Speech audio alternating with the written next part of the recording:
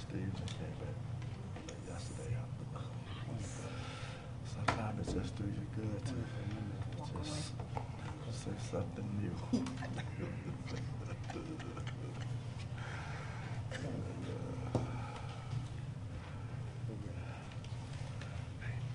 How did it go Friday? This past Friday morning. I can't remember what it was Friday. Yeah. It was great. Oh my gosh, it was great. Deborah does such a nice job planning and laying it out and everything. And we did John and I, and the employees stood up, the director stood up to look at their areas. So, yeah, we played a little bit. Deborah created a game for it was a quiz about school.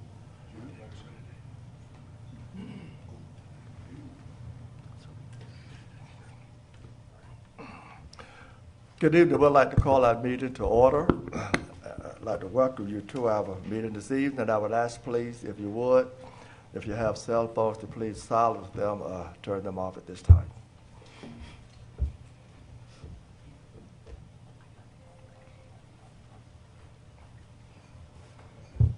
We will stand and have pledge of allegiance by Mayor Pro Tem Reed and invocation by Councilmember Malinowski.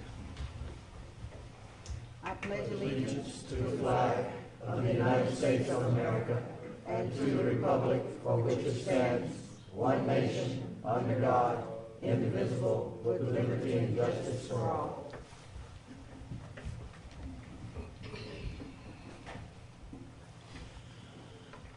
Take a moment to pause together.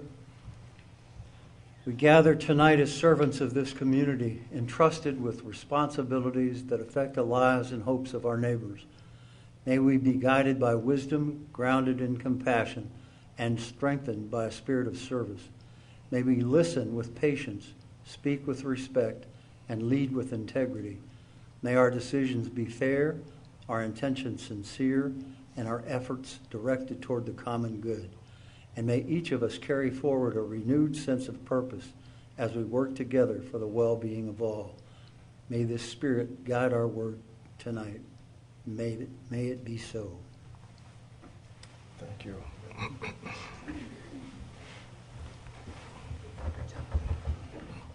Thank you, sir.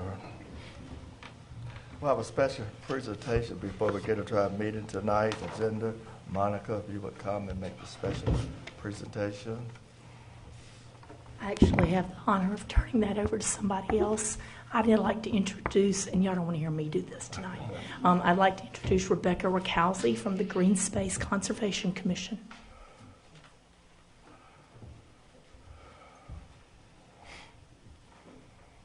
Good evening. Good evening. Good evening. Thank you for having me. I'm Rebecca Rakowski, representing the Green Space Conservation Commission, and I am going to read the proclamation, and please bear with me with everybody's my reading.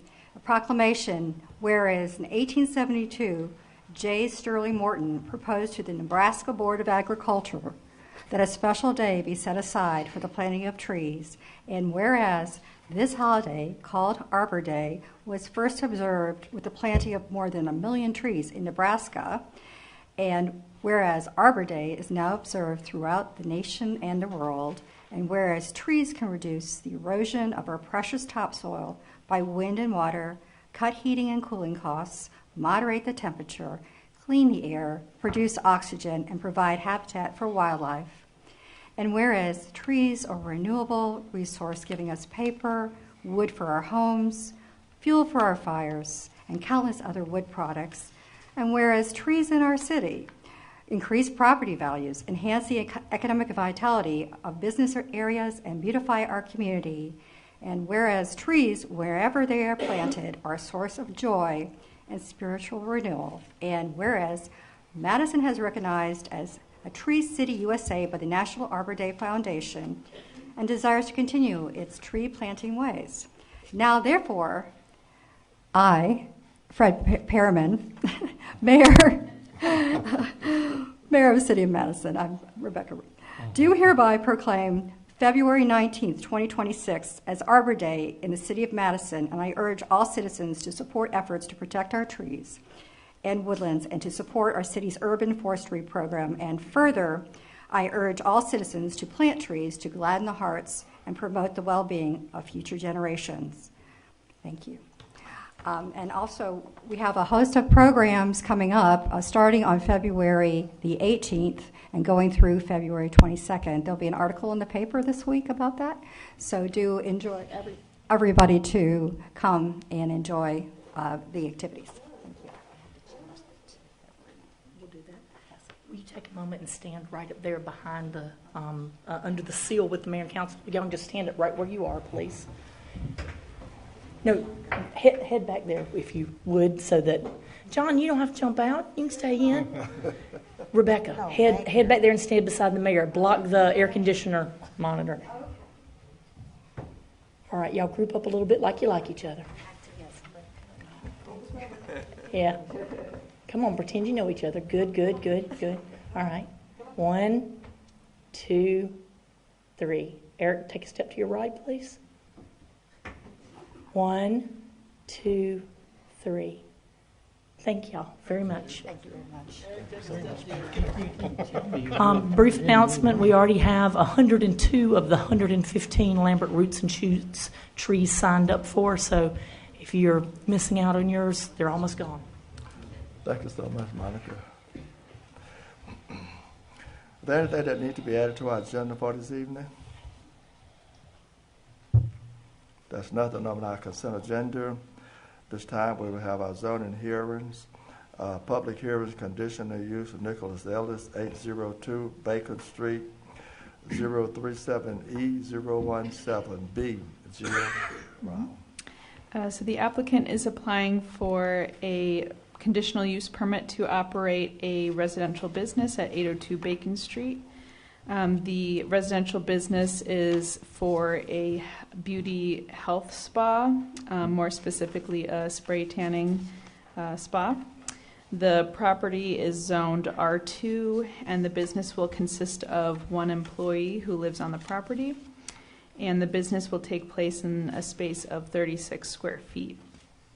Home occupations or residential businesses are listed as appropriate land uses in R2 zoning districts in the comp plan, and they are also permitted conditionally on R2 properties given that they do not alter the neighborhood or residential character in any way.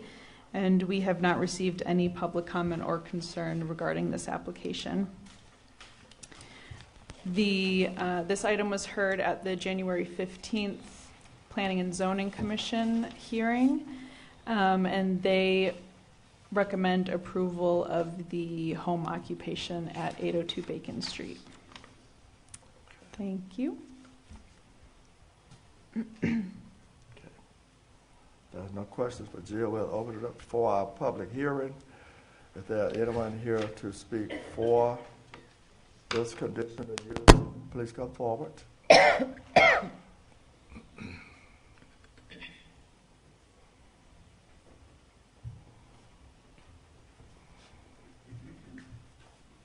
Hi, guys.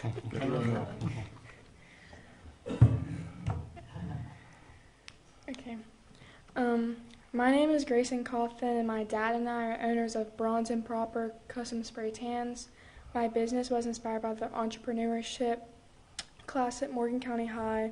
I play year-round volleyball, and I'm on the varsity team here in Morgan County.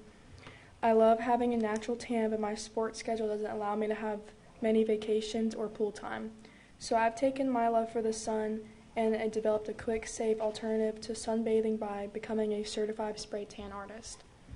My business was inspired by the entrepreneurship pathway at Morgan County High. Morgan County is one of the 19 school systems across Georgia to encourage students to think outside the box, just like me. Knowing my love and interest in tanning, it was a natural fit for me. So I enrolled in the class and have received ongoing support from my teachers. I even won $200 in the first round of the Flex EntreFest competition and used it for my national certification. I even have my certification here with me today. But to take my business to the next level and provide the safest options for me to conduct my business, I want to elevate it from purely mobile to having an at-home studio. That's what we are asking for permission for today. To safely grow my business, I am requesting permission to transition from a purely mobile service to a small at-home studio. My weekday hours would be 2 to 7 p.m. and weekends 10 a.m. to 7 p.m. Appointments last 30 minutes and I would serve one client at a time. There will be no signs, no odors, and only one vehicle parked in the driveway at a time. Thank you for considering my request, and I hope you find my business consistent with similar home-based businesses previously approved. Thank you so much.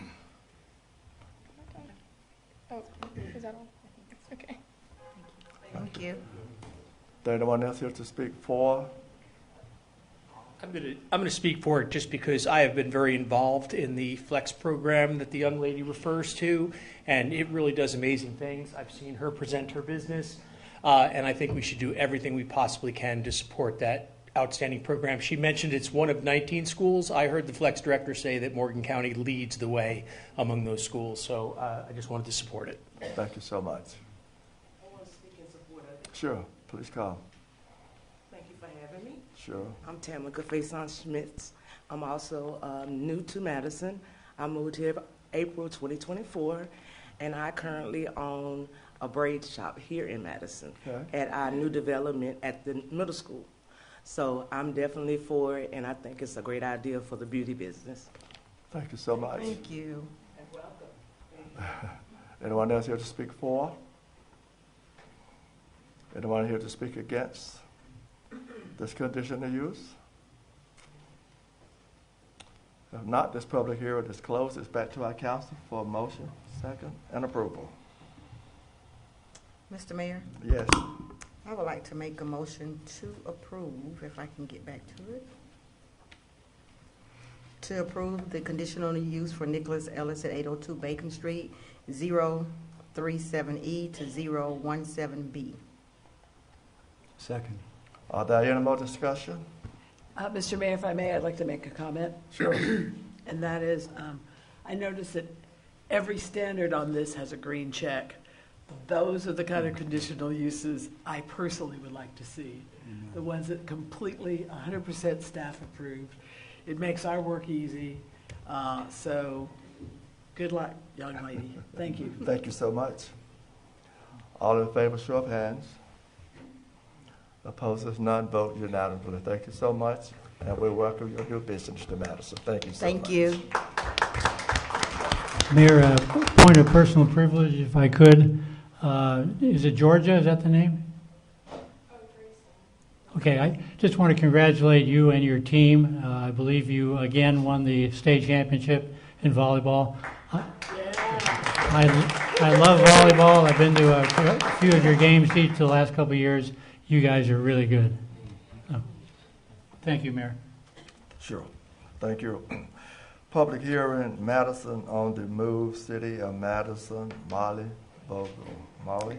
I'll introduce Okay. tonight. So y'all have heard this plan before, but we're just going to bring it back to your table again. So I've got Bert Kirkendall, who is the transportation engineer and planner from TSW, who was working on this project. He's here this evening.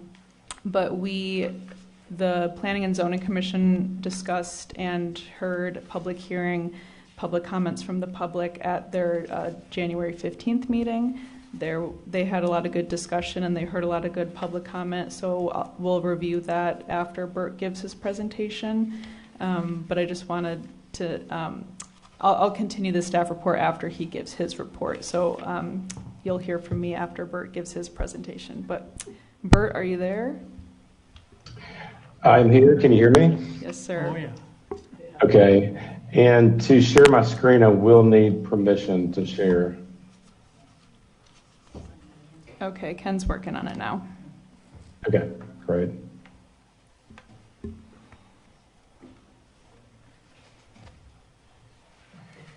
Thank you, Mayor and Council, for allowing me to present tonight on this project. I'm going to really hit the highlights of the reports. And it looks like it's working. Okay. Thank you, Kim. Can everybody see my screen? No. I think he's switching it. Okay. One sec.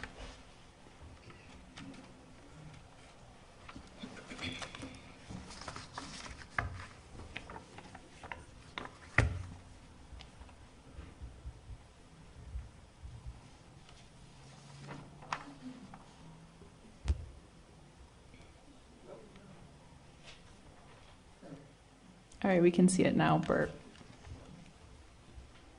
Okay, great. Thank you for having me here tonight virtually to present the report.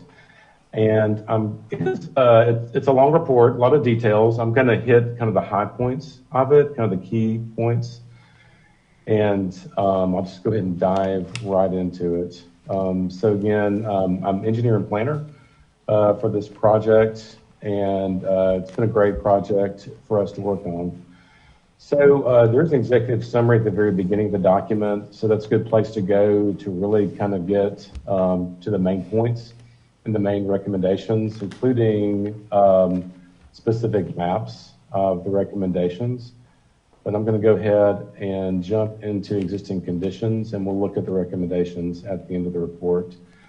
So we did do a very deep dive into existing conditions. We looked at the context of the community. We also looked closely at previous plans. We never like to try to start a plan from scratch. We always try to build on the foundation of what's happened before.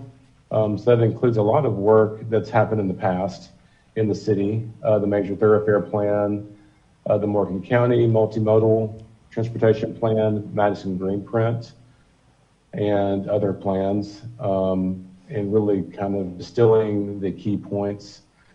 Looking at the street network, digging into connectivity, both from a big picture, looking at where there's good connectivity. So the hotter, the more red areas that you see on the map, that's where there's a good street grid, a good historic street grid.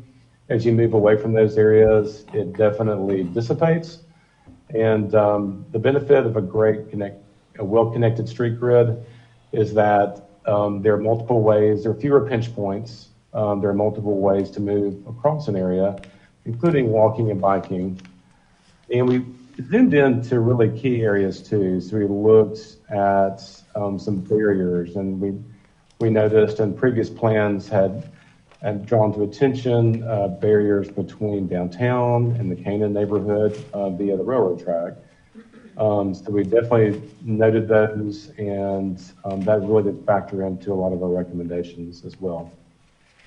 Traffic patterns were analyzed in a very detailed fashion. We have really thorough traffic data for the entire city.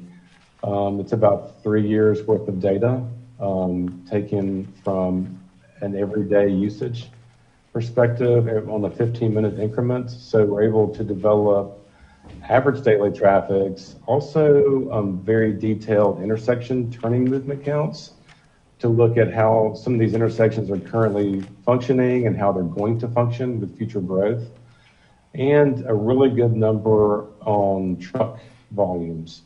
So average daily truck volumes on every street in town.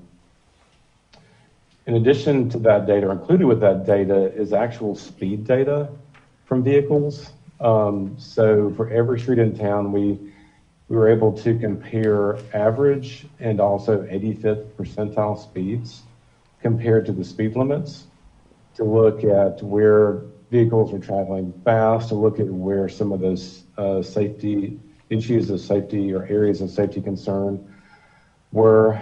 And we look closely at crashes as well. So you'll see on the heat map, there are a lot of crashes happening around the square. There are a number happening at the Triangle and also down Edenton Highway. But looking specifically at pedestrians who are crossing the streets, who are getting hit by vehicles, a lot of that is happening in the downtown square area. Pedestrians getting hit. There are also deaths Also, a lot of that is happening at the Triangle at the intersection of Ward and Eatonton and at various places down Eatonton Road, but also up Washington Street and in different locations. So those are important areas to look at in terms of what can be done to improve pedestrian safety. We took into account existing land use, also future land uses and growth, and projecting that growth along the different corridors. We looked at major destinations and the existing infrastructure. So this slide, it's all about sidewalks, it's about schools, existing greenways and trails. And this is something called level of comfort. So you may have heard of the level of service for vehicle traffic. It's basically about how well traffic flows through a system, how much delay there is. Level of comfort takes that concept and applies it to pedestrians. What is a comfort level walking along the different corridors and streets in the city? A lot of it has to do with, are there sidewalks present or not? Some residential streets, they don't have sidewalks, but they're very low traffic, low speed streets. Some are higher speed, higher traffic, and either don't have sidewalks or they're narrow sidewalks directly adjacent to traffic, which is not a comfortable situation. So that was really important way to look at where pedestrian improvements need to be made in the city. Did the same thing for bicycle level of comfort. And that is really based a lot on volume and speed of traffic. So it was trying to break out the experience, not really looking so much at recreational cyclists, what I call spandex cyclists, who are they're fearless, they're riding on highways, major streets. We're looking at kind of normal people, interested but concerned. What streets would they feel comfortable riding on in the city based on those factors? Public engagement is a really, really big part of this plan, very involved in multiple levels and multiple points throughout the project itself. So a big part of that is a project advisory group. So citizens in the community came together, also city staff and elected officials, really involved throughout this process, kind of every step of the way, from the initial kind of brainstorming efforts at the beginning of the project through project review work and making recommendations as well.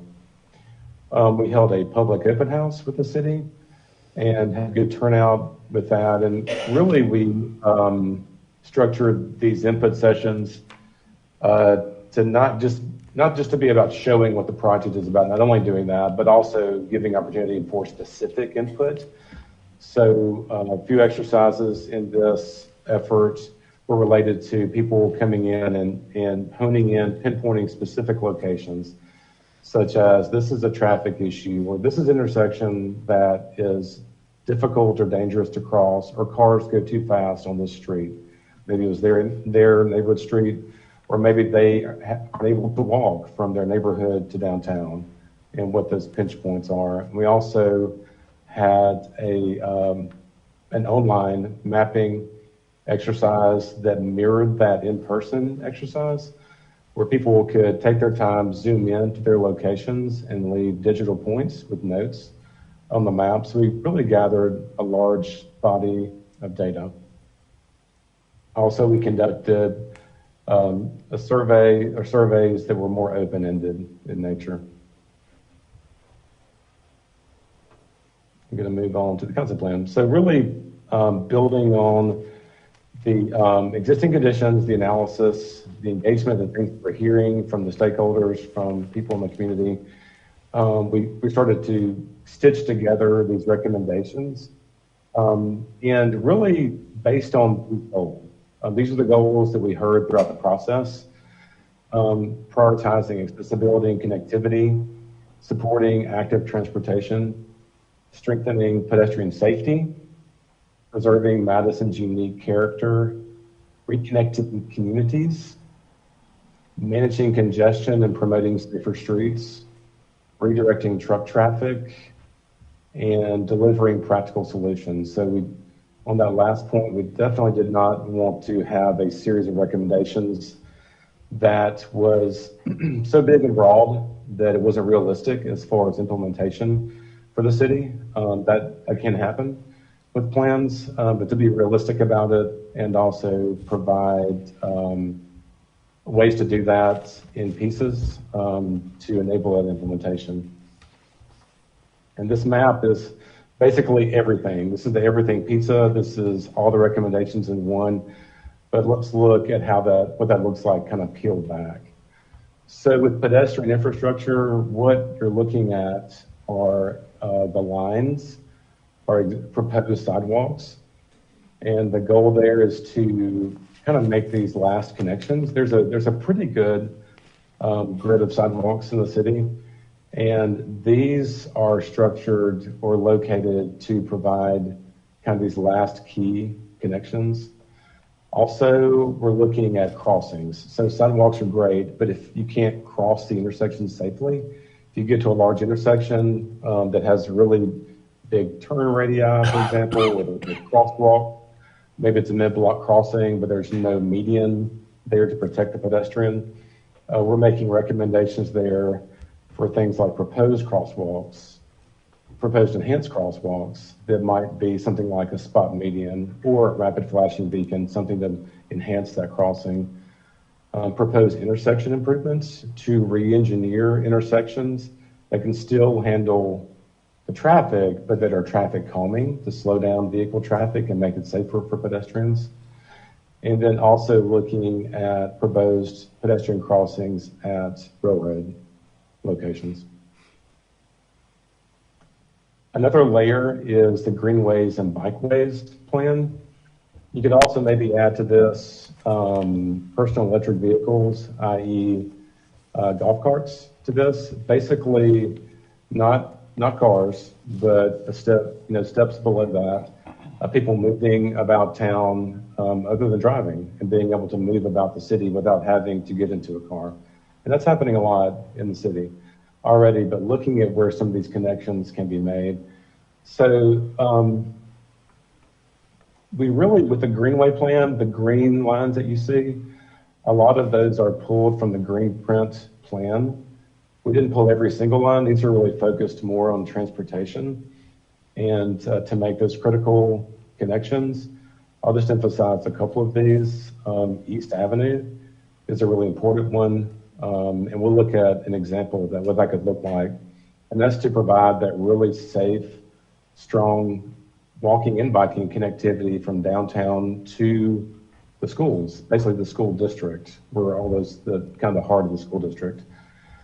Also, we're looking at Eatonton Road. You may remember from the safety map, a lot of people are walking down there. They're walking, biking, they're on golf carts, and there's a lot of retail there. All the grocery stores, a lot of retail. There is some residential down there as well too. And this side path, it's off the road. It's separated from the road itself. It's wide. So it's wide enough for walking, biking, carts, and it's to provide safe connectivity to those destinations. The blue lines that you see are basically bike routes. Sometimes they're called neighborhood greenways, neighborways. Essentially, they're identified low traffic, low speed neighborhood streets that provide really good connectivity from neighborhood to neighborhood to the downtown to the different greenway corridors. And so they can be as simple as a sign on the road that says this is a bicycle boulevard, and a map that maps them out that says, hey, if you want to get from this part of town over to the school, here's a sign and here are arrows that point you in that direction. It could be as simple as that. You can go next level, and if there is a problem with speeding on the street, then traffic calming measures could be introduced that slow down cars, that make it even more attractive and safer for people walking and biking. But just want to kind of give the picture that these blue lines aren't serious infrastructure. They're basically kind of marking out what's already there. It's a safe route. You're just helping people, you're guiding people onto these low traffic, low speed streets and not really changing anything in the street itself necessarily. And then looking at street connectivity in new street retrofits. One of the biggest things in previous plans and one of the biggest things on everyone's minds is the truck traffic coming through town, coming right through the heart of downtown on North Main and on South Main, especially South Main. And those volumes are high in West Washington. So the previous plan showed a continuous loop of the bypass that would encompass the entire western side of the city. We pared that down to something that would have the same effect, but is a much more realistic approach and goal for the city is providing that bypass connectivity from 441 to 83 directly, so that any truck traffic or vehicle traffic that's trying to pass through town would be diverted over to 441 to the bypass and would proceed south on 441 to the interstates or south on 83. Kind of avoiding all the impact, the expense, the difficulties, the environmental conditions of trying to make a full loop, but making a much more doable, much shorter loop here north of the city limits that would divert all of that truck traffic. At that point, the city could come in and basically prevent truck traffic from Washington Street, North Main Street, and South Main Street. Also looking at retrofitting certain streets, East Avenue, and we'll take a look at that here in 1 second. So looking at the traffic impact of these recommended improvements, intersection improvements, better street connectivity, intersection improvements that are more capacity based, we looked at what is the effect on the average experience driving in town during peak conditions, which is typically later in the week, a Thursday or Friday, later in the day, between 4:30, 5:30. It depends on the different intersections have their peak times at different times of the day. But looking at existing level of service, so this map shows that. It shows the volume over capacity of each segment of the major roads in town. So A is good, F is not good. Generally speaking, there's good capacity, but you get to the intersection level, you do see issues. So the biggest one with existing conditions is at the intersection of Eatonton Highway and Lions Club Road. Looking at future conditions, so projecting out to 2045, we have a no build and a build scenario, two different scenarios. No build is looking at projecting traffic growth, development and traffic growth into that future year. How is that going to impact volume over capacity, but also especially level of service? And we start to see a lot of issues, Eatonton and Lions Club going from the E to an F. Also multiple intersections on Highway 3 going from A and B to F also. So then we look at the impact of the recommendations. So the recommendations in the report, intersection improvements, also bypass improvements. What does that do to the level of service? It really makes a big impact. It reduces the 83 LOS to Bs, which is very acceptable. A level of service D at Lions Club and the bypass. So looking at street sections, some of those recommendations, some of these are basically prototypical streets, what new residential streets can look like, commercial streets, residential avenues, which is like the next tier up, commercial avenues, and then kind of digging into specific streets. So we had two main recommendations. One is East Ave. So this is that connection that would connect from downtown to the school area. Currently, it's a 5-foot sidewalk, and the concept is to create a side path on the other side of the road. There's a section where the right-of-way is wider. It's a section that's shown down here in segment 2 where it's narrower as you get closer to downtown. But the idea here is to stay within the right-of-way. You know, as soon as you get out of right-of-way projects, they get delayed, they take a lot of extra income or extra funds, often federal funds, to try to make those projects happen. Trying to keep this as realistic as possible, keeping these projects within the right-of-way, but really providing a safe place for residents of all ages and abilities to move through this corridor. Main Street was a different approach. So Main Street itself, there are problems with speeding there and also reckless driving. One negative aspect of what we call it's continuous two-way turn lane.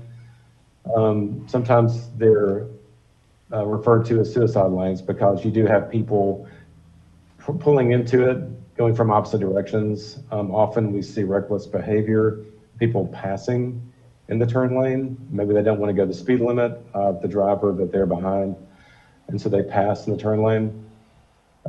So what we often do in our profession is we look at how do we keep the capacity of that turn lane at intersections by having turn lanes at intersections of the roads, but in those in-between spaces, having either planted medians or raised planted medians or raised brick medians that provide traffic calming, that prevent cars from passing, and essentially force you to go the speed of the most responsible driver on the road, as opposed to being able to make a passing maneuver, an illegal passing maneuver. So really it's about traffic calming. It's also about sense of place. And that's what that could look like. And there's different ways that could happen.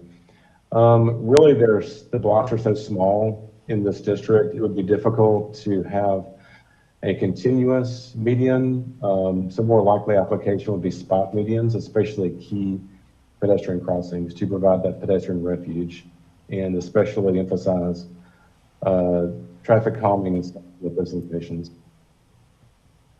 We looked closely at intersections. We have general recommendations.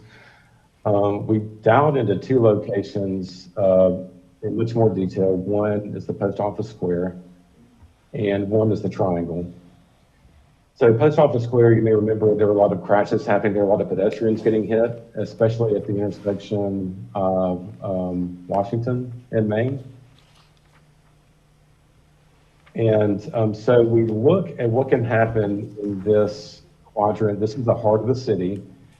It's also a highway. It's a lot of traffic. So we looked at what can happen to enable traffic calming here, but also enable that flow. One dynamic here, so this is looking north to your left here. So here's Washington coming in. Most of that truck traffic is coming this direction, turning right on Main Street to orient you. And so here's Main Street, here's North Main, and here's South Main down here. So we kept the lane configuration the same. These signals are so close together that you really do need turning capacity there. Actually made a few recommendations here to increase capacity for turning movements by adding turn lanes on Washington for northbound to turn left, and also northbound on Jefferson to turn left. The roads are really wide here, even though this is an area where you want to have a lot of slow traffic and shorter crossings for pedestrians. It's a lot of asphalt to cross. So essentially we're taking Elm Street parking and we're capping that with bulb outs. We're kind of hardening it or making it official. That turns these pedestrian crossings from 60, 70, 80 feet crossings down to about 25 or 30 foot crossings. The crossing times are shorter, much more comfortable, more convenient. Bulb outs are really amazing at slowing down car traffic, enabling or encouraging people to make turns in a much slower fashion, which is crucial for pedestrian safety, and is providing more space for street trees, landscaping, and continuing the same streetscaping patterns that you currently have. The triangle really is a much different scenario, a much different animal. The current scenario, so this is north looking up. traffic approaching from South Main, and a lot of the crashes were happening here. Sight distance is not ideal. I think the angle of approach to the intersection is also very difficult.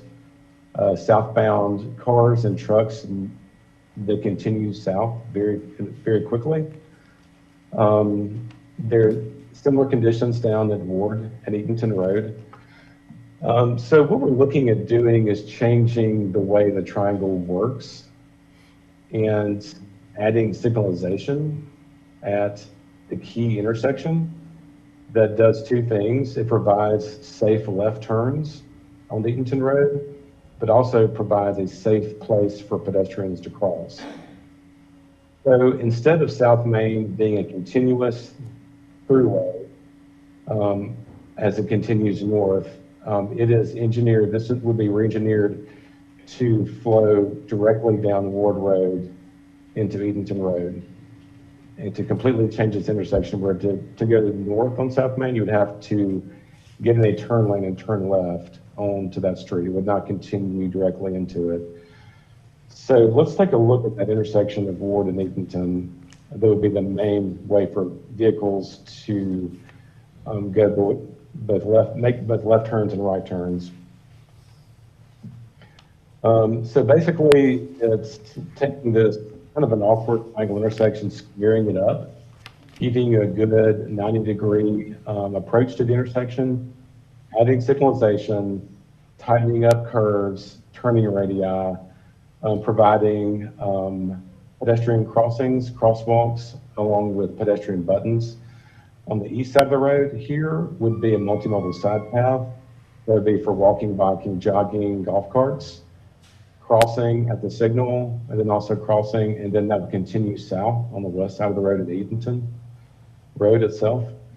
Also, that would continue north on Ward. And so we can look up at Ward intersection. You can see this is the current configuration, sweeping down. That would change to over here on the Atlanta Highway. You would go through on Ward all the way down to this intersection to turn left to go into town. And then let's look at the third intersection, which is the northern end. So really changing this up a lot. Instead of a straight shot down, it's an actual right turn. And creating the geometry that forces vehicles to slow down to make this turn, making this one way, and having an all-way stop at this intersection, also providing two-way access to the park traffic, and then the intersection, a stop-controlled intersection at Eatonton Road itself. So we go into tactical approaches to a lot of the recommendations, the different methods to incorporate green infrastructure so that as streets are retrofitted, as new streets are built, they can handle a lot of the stormwater and lessen impact to the stormwater system. Talk about programs and really get into brass tack details, looking at specific projects, what the cost estimates, the ranges of cost estimates would be, the time frame, potential funding sources to really make this as real and implementable as possible. So that is the overall look at the report. So I will turn it back over to Jill and Molly to look at talk about the responses. Okay, thank you, Bert. So this was, so Bert gave the same presentation at the January 15th Planning and Zoning Commission. The commission had actually elected to, rather than hearing 15 minutes from the public in favor of the plan and in opposition, they actually elected to combine it into 30 minutes of asking questions or sharing concerns or any comments to staff and Bert. And it was actually very successful. We didn't use the whole time, but if we had, I'm sure the commission would have stayed there as long as everybody was able to answer their questions. So it was very successful. After the public hearing, the commission moved into their discussion, and they decided on four conditions for recommending approval, and I'll go ahead and read those to you. Molly and Bert will go into more details after tonight's public hearing, but I just wanted to read them to you now. So they listed emphasize prioritization of bypass construction between State Route 83 and U.S. Highway 441 north of city limits. Reassess proposed alterations to the triangle to prevent or minimize vehicular traffic traveling north on Walker Circle. Ensure proposed landscape median along South Main Street is not contiguous and serves primary purpose of pedestrian refuge at crossings. And the last condition is eliminate all proposed changes to the transportation network within the historic preservation overlay. And as I said, Molly and Bert will go into more details after tonight's public hearing if you have any further questions about that. Thank you. Thank you so much. At this point, the public hearing is open. If there is anyone here to speak for this transportation plan.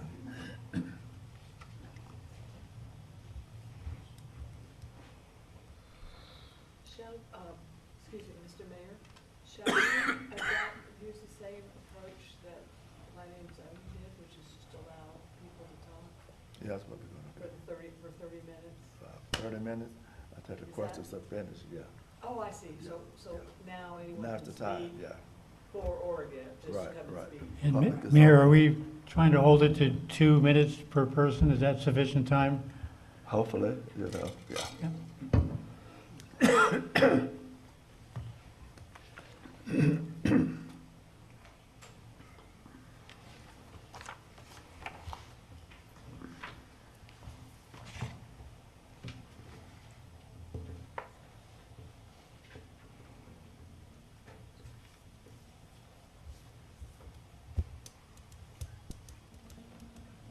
Well, good evening. My name's Glenn Eskew. I thank you for the opportunity to speak on behalf of the members of the Historic Madison Coalition regarding the proposed revised Madison on the Move Transportation Plan. And thank you for distributing to those gathered here tonight already our letter detailing 8 recommended changes to the proposal. So I'm speaking on behalf of those 8 recommended changes in support of asking you to add them into the transportation plan. We recognize the overall issue is traffic, especially that of trucks, and the need to divert it from Madison's famous district on the National Register of Historic Places, but also its other neighborhoods in order to protect the quality of life of Madison's residents and the experience of visitors who generate the multi-million-dollar tourism industry here. To do so, the city should avoid extending the grid pattern into new neighborhoods that would expedite traffic throughout the secondary streets of the city's historic district and neighborhoods, and rather shift that traffic via the state federal highways onto the bypass so as to avoid high traffic volumes of traffic on the historic thoroughfares, which should not, we believe, be treated as major collectors, but rather as residential streets. Number one, make completing the bypass a number 1 objective of the planning goals, concept plan, and implementation matrix. Like the Madison Planning and Zoning Commission, we support that recommendation. Number 2, in support of Planning and Zoning's recommendation as a short-term solution, we support adopting a reconfigured Main Street triangle plan. Number 3, the plan should include an implementation measure for the City of Madison to request from CSX Transportation and Norfolk Southern Railway that they close the railroad crossings at Kolb Street and Oil Mill Road to all vehicular traffic. Number 4, protect the look of historic Main Street by doing away with the proposal to install a median down Main Street. Number 5, get rid of the designated bike lanes throughout the historic district. Number 6, build a parking deck using one of our properties that the Downtown Development Authority has currently off the tax digest.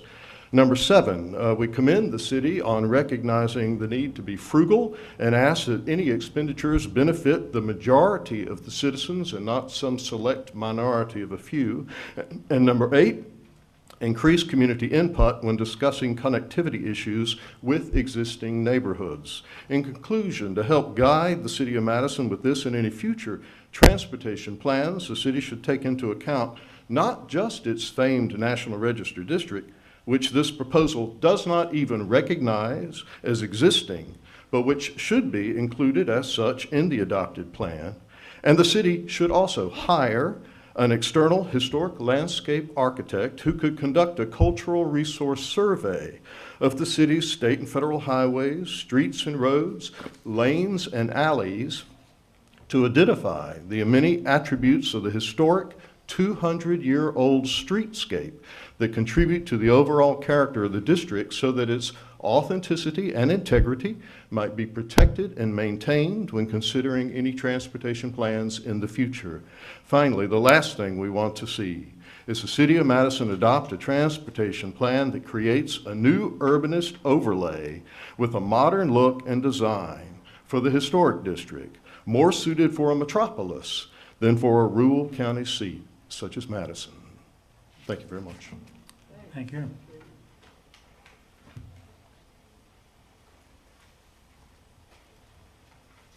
Good evening. Good evening. Good evening. To the mayor and council members. My name is Aaron Carter, and I am a Madison resident. I'm pastor of Bethlehem Baptist Church here in Madison. And I'm honored to be here tonight to talk about our new transportation plan. And just like the gentleman before me, I too want to talk about the railroad crossings and the roads. I applaud our previous speaker for wanting to protect our neighborhoods. I support his effort. I applaud his leadership and looking forward to protect our community before the damage is done. But tonight, I am forced to look back. Back in the 1970s, when an entire community of Madison taxpayers and residents were blocked off from our downtown with the closing of our direct route, with a huge inconvenience for our citizens. Looking forward, we would like to ask the city council to direct the city manager to work on this issue. Let's start by first getting in front and center in the transportation plan. It is believed that the railroads only allow an opening if you close two. You would think that there was a divine intervention working to help us on this one. What a wonderful opportunity for the city to work together to achieve our shared goals, and the goals started by the previous speaker. This is an important issue of transportation. It directly affects up to 40% of our population's ability to conveniently access the downtown. We support our wonderful downtown. We want our business to succeed. We just want to be able to conveniently get there. We have been waiting for 5 decades to address this issue. Let's send a message to our entire community that we care about them. Let's put this in the transportation plan to state that it is important to address. And I'm talking in particular about the Burner Street crossing. I was about 12 years old when that crossing was done away with, and it caused a great uproar in the black community. It was as if we were shut off from this side of town. It really blocked our direct access into going into town. And I remember, as young as I was, I remember old ladies, including my mother and other old ladies, having to crawl underneath those trains. So dangerous. I even remember my little mannish self when I slipped off and I had to come back, going underneath that train, could have got killed. Mm-hmm. So I'm appealing to you, along with all the other recommendations, please consider, take a good look at that, and please consider, let's do something to open that up. It will mean a great deal, and also for safety issues. I think about what if when a fire break out or you need the ambulance, whereas for the fire department to get to maybe Map Street or Whitehall, 5 minutes, opposed to going all the way down Main Street, West Washington, Pearl Street. Minutes means a lot when you're talking about life and safety. So please take this in consideration. Thank you. Thank you, sir. Appreciate that. Thank you. Anyone else has to speak?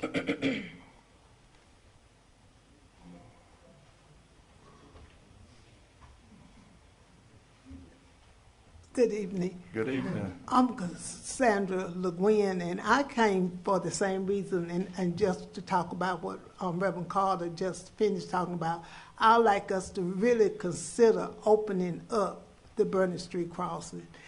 At this present time, I don't just live in the city, I live in the county, but my church is over there, St. Paul AME, and it would be much easier for me, and my time always runs late, so it'd be much easier for me if we could just open that crossing, and it's for that reason, because it would be easy to get to the church.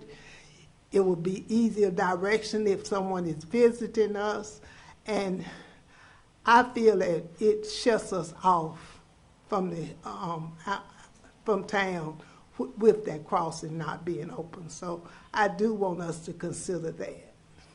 Thank you. Thank you. Anyone else here to speak?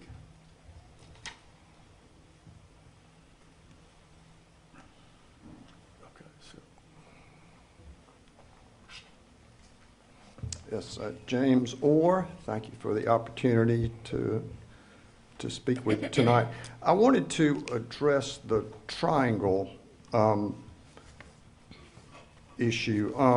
And there is, as Molly mentioned, there was a motion at P&Z. It was discussed at P&Z, and there was a motion to reassess the triangle to make sure it does not feed traffic into the historic district neighborhood and instead flows into 441. The bigger proposal is the consultant talked about, and that's to have Ward Road, that traffic go through Ward Road into Eaton, turn left there. That may take a bit to get accomplished, but in the meantime, the specific triangle itself, and I'm not sure exactly what the consultant was saying, but let me just say what was proposed by me at the P&Z meeting, and that was the current proposal in the plan has the northbound traffic from highways 278 and 83, where they go past the old hospital, feed into 441. The current plan would prevent that northbound traffic from going straight there. Okay. And instead, that northbound traffic, as it's currently configured, would need to turn left onto Walker Circle. And that's what Cynthia Jones and others at Planning and Zoning were concerned about, not having that. So the proposal would be, instead of making this residential neighborhood a substitute for 441, when the vehicles come to that and there's a new four-way stop that you'll see in the plan right at that triangle, they could turn, instead of turning left, they could turn right on to Walker Circle, that little segment that goes past the little park, okay, turn right there, and then turn left onto 441. And continue going north. Now, currently, you cannot do that because there is a no left turn sign there. So you can't do that now. But there's plenty of sight distance that it's feasible to do it, in other words. So one step would be to remove that no left turn sign at Walker Circle where it feeds into 441, and then you could turn left there. And the other part would be to install a no left turn sign at the four-way stop to prevent people from cutting into Walker Circle and then going down Old Poster Academy to get to where they really want to go. That was the proposal, which would preserve the family neighborhood from becoming a substitute for 441 and improve traffic flow. I've got a drawing. I only have three. You may need to share, but if it would be helpful, Mr. Mayor, I can provide this.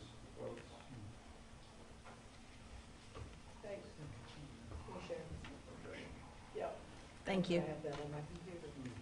Thank you. The handwritten notes are mine, and that just, explains and shows where you could turn right onto Walker Circle and then turn left onto 441, but install a no left turn lane so that traffic doesn't feed into Walker Circle.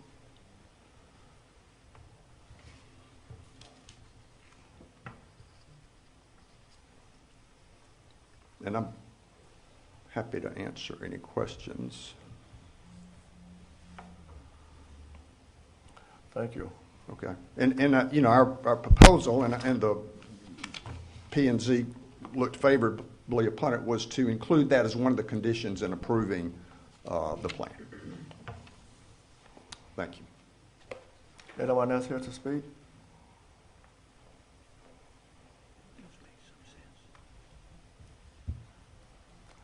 If not, Jill, it's back to you and Molly.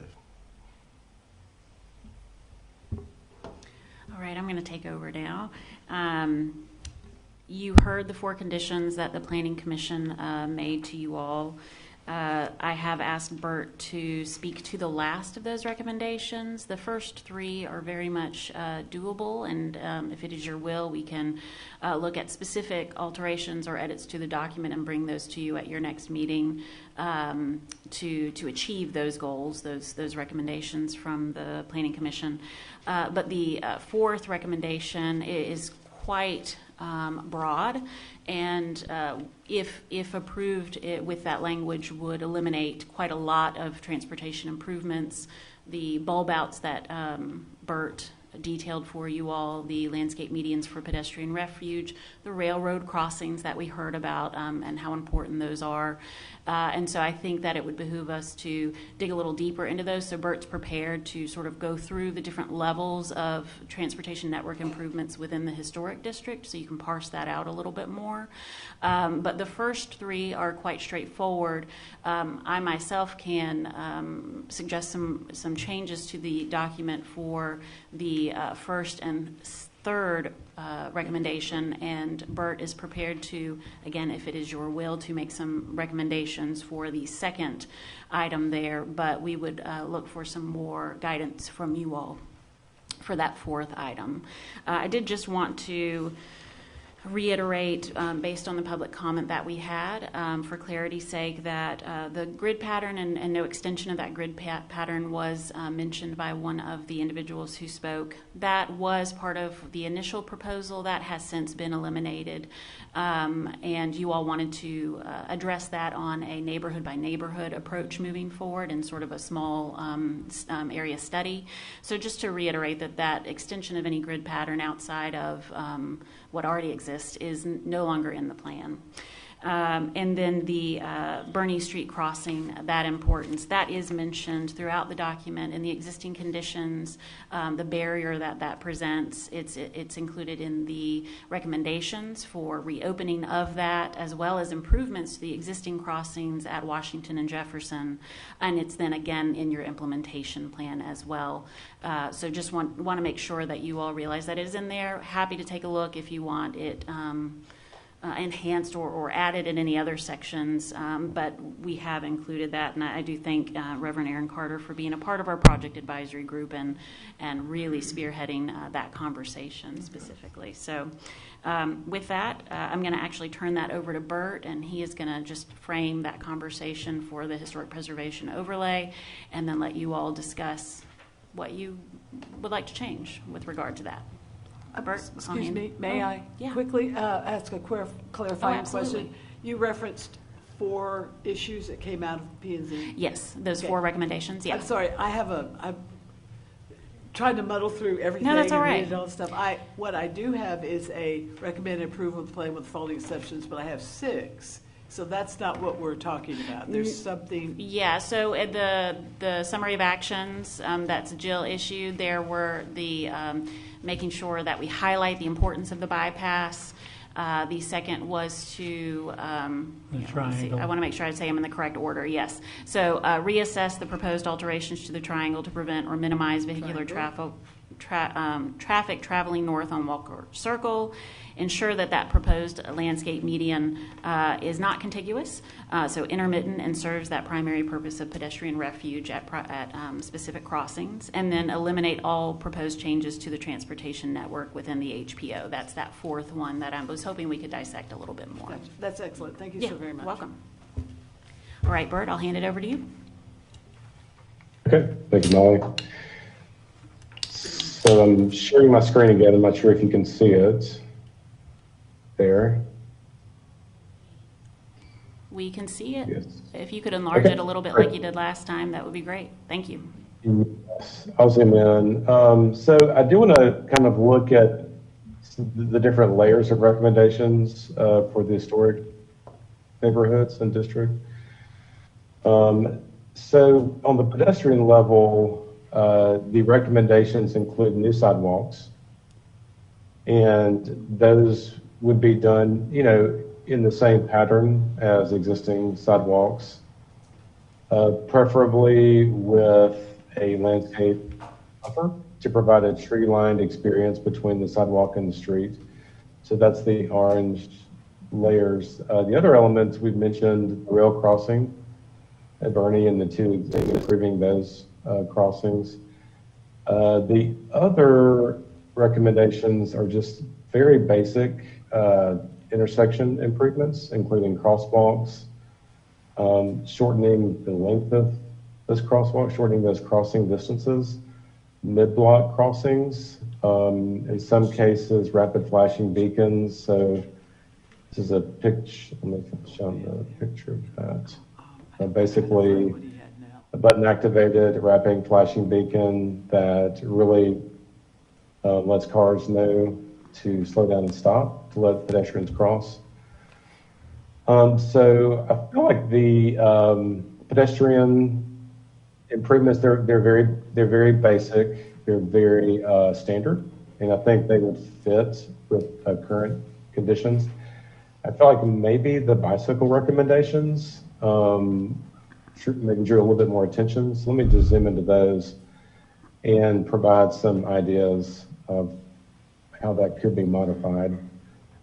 So essentially looking, in the center of the city, we have greenways, which are basically wider sidewalks along streets, and also greenways that are not within city or neighborhood streets, but outside. So this would be a greenway trail that would connect the existing natural trails and to the west, also connecting those to the north into neighborhoods.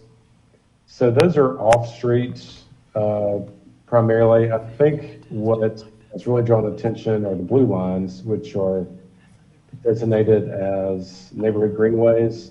So I think on previous iterations, for example, Dixie Avenue, Old Post, I think it was Old Post actually, we showed kind of a more intense version of that, where we actually stripe off a bike lane, having vehicle travel in one direction.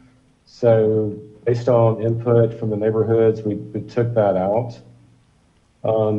So one scenario could be to keep in the blue lines as good connections through the neighborhoods, and we could really spell out, just want to throw this out as an idea, just to really spell out what that looks like as very basic signage.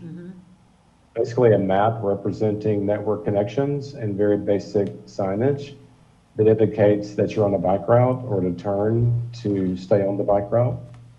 So there would be we could specify no pavement markings, no infrastructure, no striping, no things like that, but essentially include basic signage to help people make these connections through the neighborhoods. So for example, Pine Street, Academy, Old Post, essentially a sign that says turn left here and then turn left here to stay on Old Post, and then you can make your way to proposed greenways and down to Edenton Road.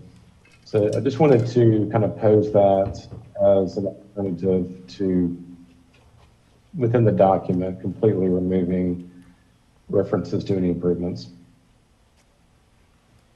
And Molly, anything else on that? And did you want me to cover some of the triangle recommendations? If you have something that you'd like to sort of go over as an option before you start to draw that up, I think that would be great, to get some initial feedback. Right. Yes, I really appreciate the input from neighborhood representatives.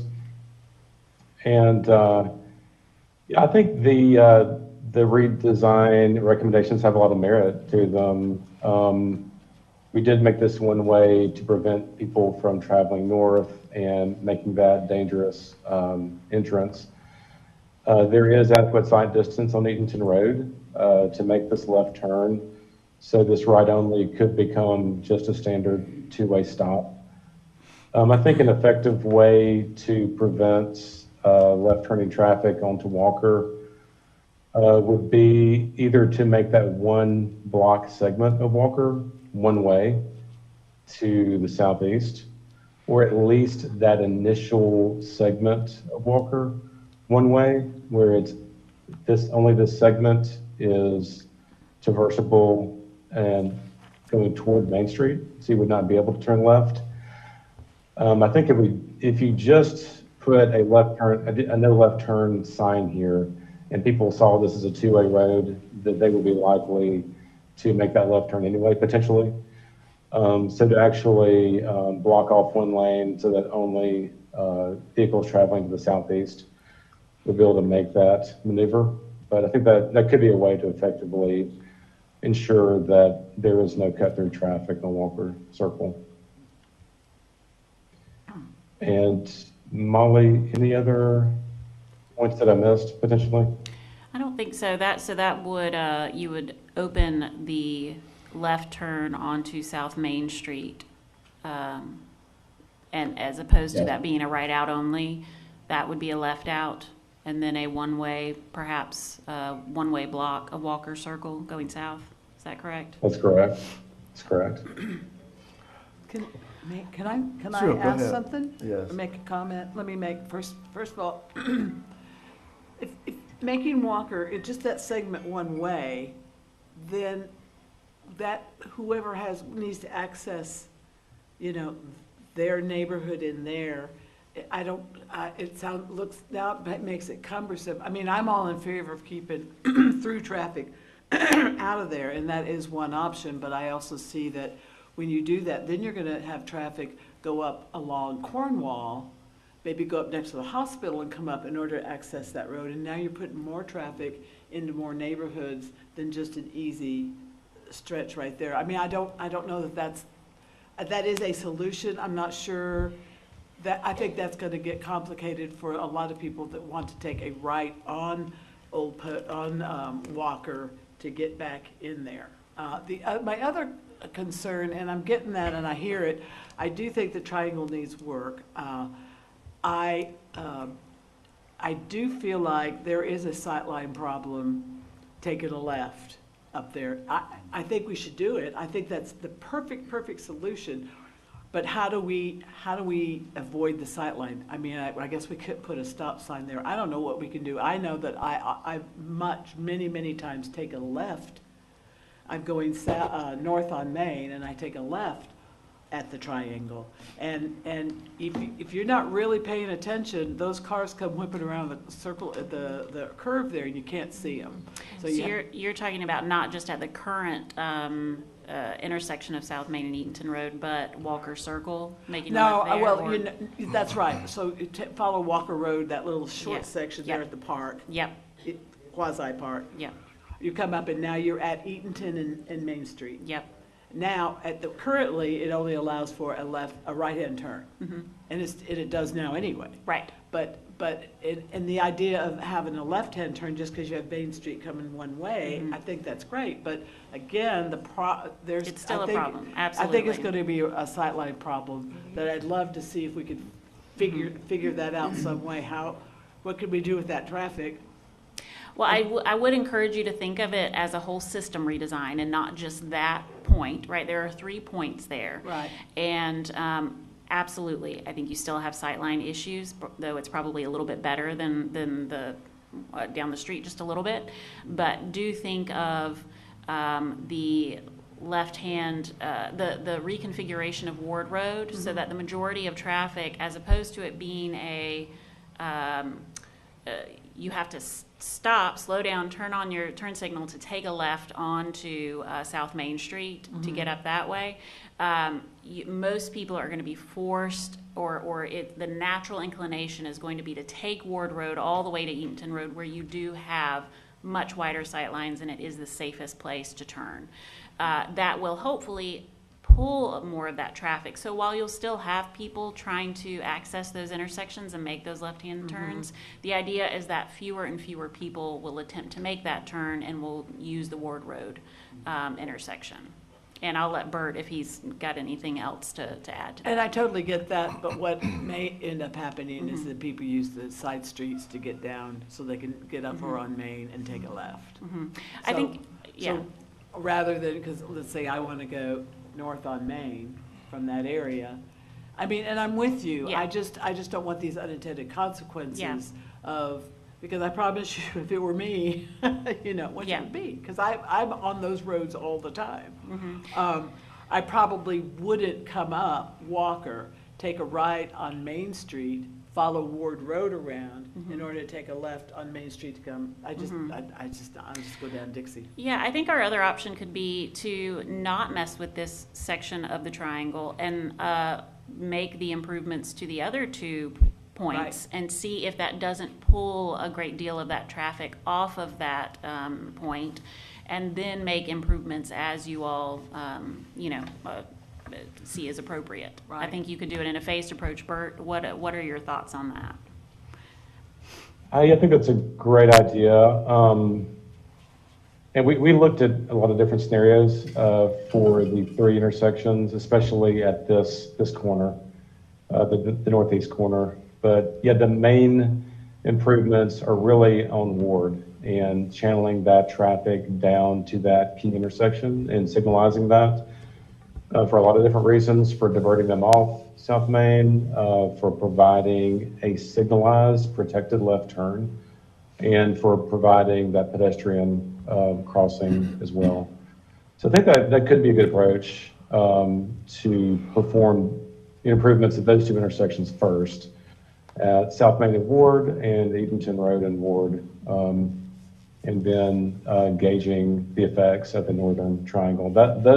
Those 2 improvements alone should take a lot of traffic pressure and safety issues off that triangle, that corner. So Molly, what buy-in was GDOT having to doing all of this with the triangle and Wards Road and 441? So most of this would be, as far as the Ward Road intersection, that I believe could be done locally. It's all an existing right-of-way, and most of it's existing asphalt. It is simply taking portions up and maybe laying a small portion of asphalt. And I can let Bert speak to the specifics of that, but a lot of this is on existing right-of-way with existing asphalt, just doing a slight reconfiguration. I think the biggest obvious improvement there would be the light at Ward Road and the crosswalk there. GDOT has reviewed the plan. They don't have any concerns. They didn't. We specifically looked at the triangle as to whether there was anything there that gave them pause.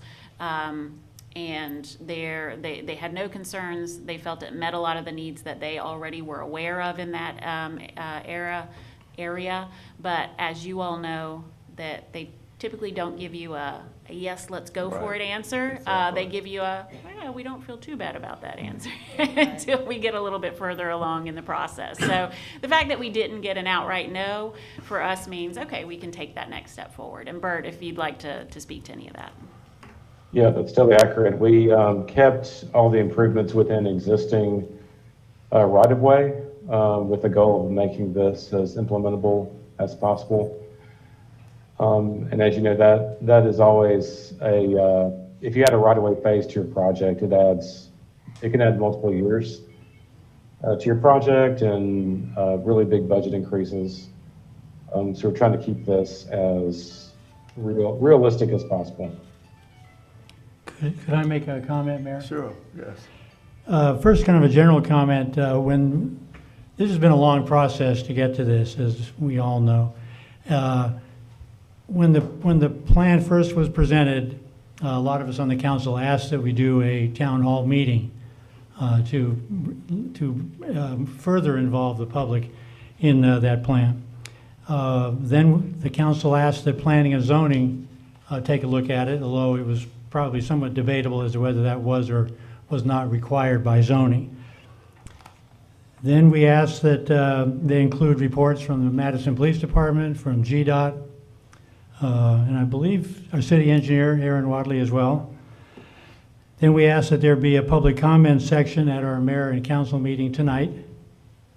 And then we asked that all the written comments that have come in, including a whole bunch of photographs, be included in our packet tonight. And the planning department, to their credit, acceded to all of those requests.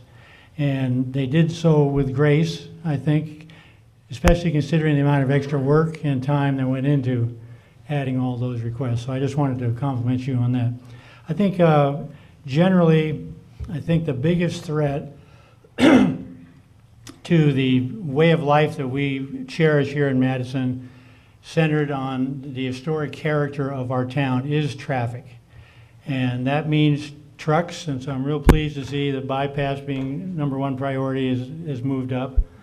It's also volume of regular cars. It's not simply just trucks. It's a lot of car traffic. So I personally like trails, and I like bike paths, and I like sidewalks. But maybe those things don't really belong in this report, which maybe should focus more on vehicles that are actually taking up our time driving and safety and everything else. That's kind of my thinking. I like all those things, but maybe they belong in a different report. Maybe they're just kind of further confusing things.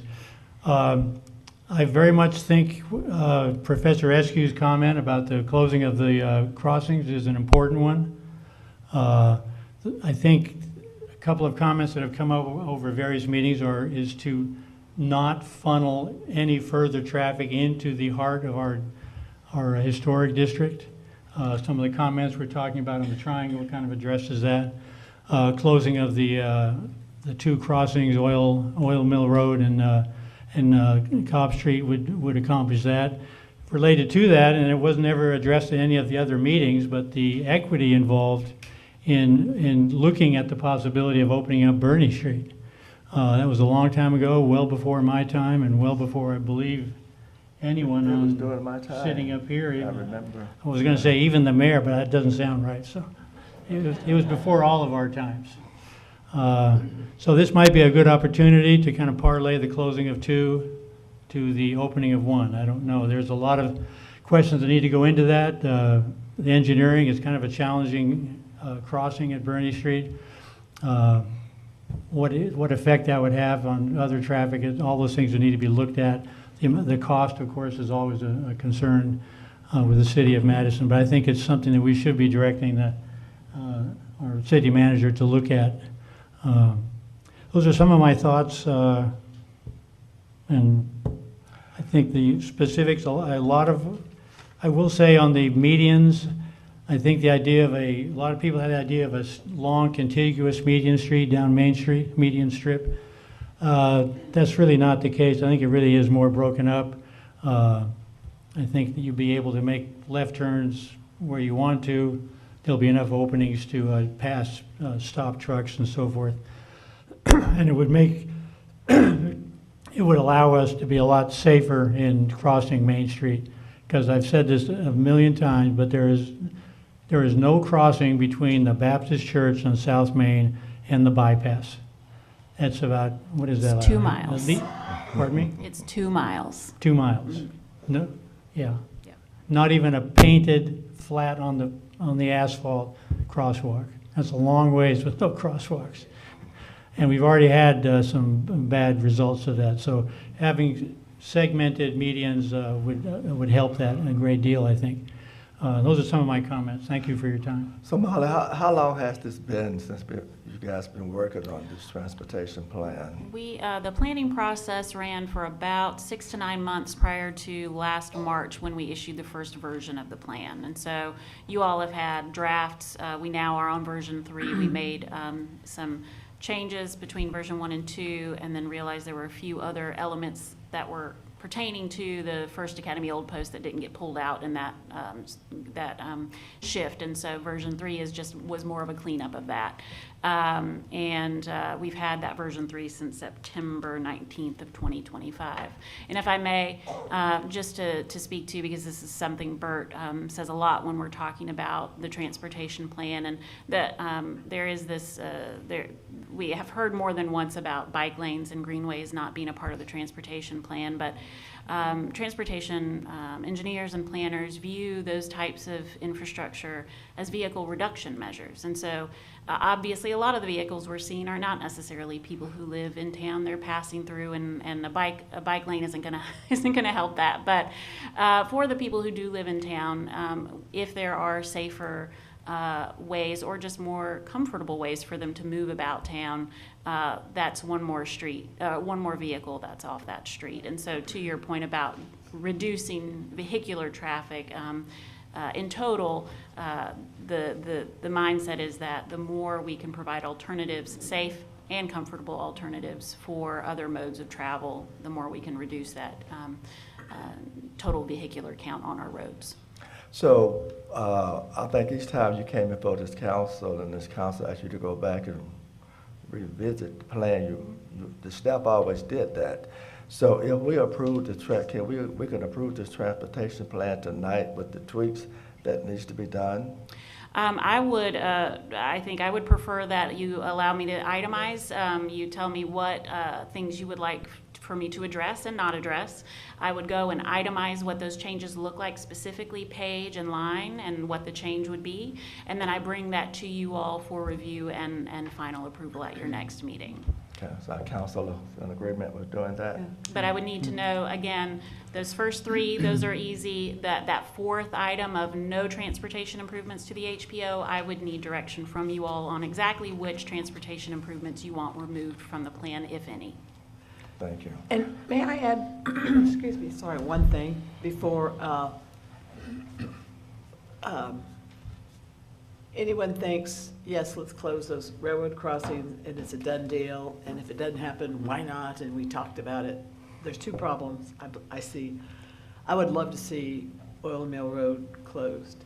The problem is Pritchard Farm, or Pritchard, who leases all that property for agriculture, all of his equipment, all of his setup, his entire base is on this side of the railroad tracks. His whole farming enterprise is on the other side.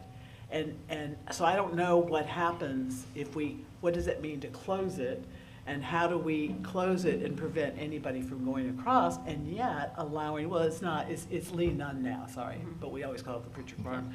How does Lee still have access? Because that'll kill him. I mean, so I don't know what that looks like. I mean, can you officially close it and have it available for a private crossing? That's something. Local traffic. Right. Luckily, that's not something you have to decide as part of this transportation plan, because it's not itemizing specific closures. Right. It is proffering up and opening of Burney Street, but how you get there is not necessarily itemized. And that's a conversation we can continue to have. I just wanted to be out there, that it's just not simple of calling, the railroad and saying, let's close these things. And it's the same with Cobb Street, too. There's some complications involved in even getting that closed to begin with. I support both of those closings, but not to the detriment of somebody making a living. So, but I appreciate that, and thank you very much. And I also appreciate the comprehensive plan staff and members listening to Mr. Carter, because it has been detrimental to the African American community since its closing, really, because we felt like that it divided our community. Blacks on one side of town, whites on the other side of town, not having transportation to get to where we needed to go. I remember when I was young and we used to walk across those tracks like Mr. Carter said. It was dangerous, but it was a shortcut to get to the black school. That's what we did. But now we have an opportunity, hopefully, to see this happen again. And I think if you want to see the African American community praise this city, do just this one thing: open that railroad cross to connect us back to where we used to be and the way we used to be. Mr. Mayor, I think this young lady back here, excuse me, wanted to say something earlier. Did you have your hand up earlier? I thought you did. Okay. Go ahead. I definitely agree with Pastor Carter. Of course, I don't remember. Had to get that in. I need to make sure I put that in. I don't remember the bridge or whatever was there. I do have a sister that's quite a bit older than I am, and I did call her. You guys don't tell her I said that. But I called her to ask her, was it a bridge there, and how was it, and what happened? And she said she remembers the bridge, and she remembered it being torn down. She told me it was wooden, and it did separate one side of the railroad tracks from the other. So I would love to see that crossing reopened. Closing the other two, I think we should talk about it, as Betsy said, to make sure we're doing what we need to do. I don't want any community separated from the other part of the community as me. So all parts of the community are important, whether it's the historical district, the African-American side of town, the other side of the tracks, or whatever we call it. You guys know I'm always 100% with you. I'm not gonna cut any corners. So every part of this city is important. If we need to connect it back, let's get it connected back. Thank you. Thank you. Okay, so we will. So if I may, with that fourth recommendation from the Planning Commission, Bert sort of outlined the 2 layers of improvements that he thought, and itemized one that he thought might have been the biggest concern for people. So the pedestrian improvements, sidewalks with a minimal landscape buffer, the railroad crossings, which we're all supportive of, the intersection improvements, shortening that distance between intersections from sometimes 80 feet down to a more reasonable 25 to 30 feet. The bicycle improvements was his belief was perhaps the biggest concern, seeing those blue lines throughout our residential streets within the historic district. And his suggestion was to make it very clear in the narrative and on the map that the bike, as he called neighborways, neighborhood greenways, would be minimal signage with a map. And if that is also your opinion is the biggest concern of improvements within the historic district, we can absolutely recommend some specific changes for you all to review at your next meeting for approval. However, if there are other concerns, I would need to hear those now so I could proffer up those recommendations for you all at our next meeting. Mr. Mayor, may I? Sure. Tell me once again, please, about the medians. Yes. Tell me the exact locations of where the medians are. Yeah, so no exact locations. This isn't an engineering document, it's just a planning document. So that line just covers the entirety of Eatonton Road along South Main Street. The idea is that they're intermittent, and so they wouldn't prevent turning where necessary, so they're not going to block any of our blocks. People aren't going to come up to an intersection and not be able to get out of their block and only have to go right. It is going to be, I think, initially I would offer that they should be at those pedestrian crossings that you think are most important along Main Street, right? And so in the engineering process, you might say, we'd like to identify the 2 primary crossings along North and South Main Street or and on Eatonton Road, and install those landscape medians at those locations. Now, you can engineer the whole portion and then implement sections of it and phase that out. But again, it's intermittent. The photograph, the rendering that's provided sort of shows that there's a small landscape median with the crossing in it, and then there's asphalt, and there's a turn lane, and then there's another median up the way. So don't think of it in terms of this wall that's just covering the entirety of that center lane. It is more of landscape median, turn lane, landscape median, crosswalk, so broken. Landscape median, yeah. So Molly, we're saying that within the next 20 years, this will be done. Some of it, hopefully. Our time frame is short, mid, and long. Short is 0 to 3 years. Most of those Staff has actually gone back and taken a look at that implementation plan and made a few minor adjustments. And a lot of the work that we hope to do over the next 3 years is going to be policy driven. That's something that we can do in-house and bring to you all, and it'd be very low or no cost. 3 to 7 years is our midterm, and then 7+ years is our long terms. Those are those really big projects that we expect to take much longer. But we are hoping that there are a handful of those short and midterm things that we can really start to move forward with. And at any point, if there is a funding source, or there's a real push from the community and therefore the council for a certain item to move faster or slower on that implementation plan, it's a guide. It's just meant to help you sort of organize what those improvements look like. It's not meant to dictate your decisions moving forward, but hopefully it does help guide those.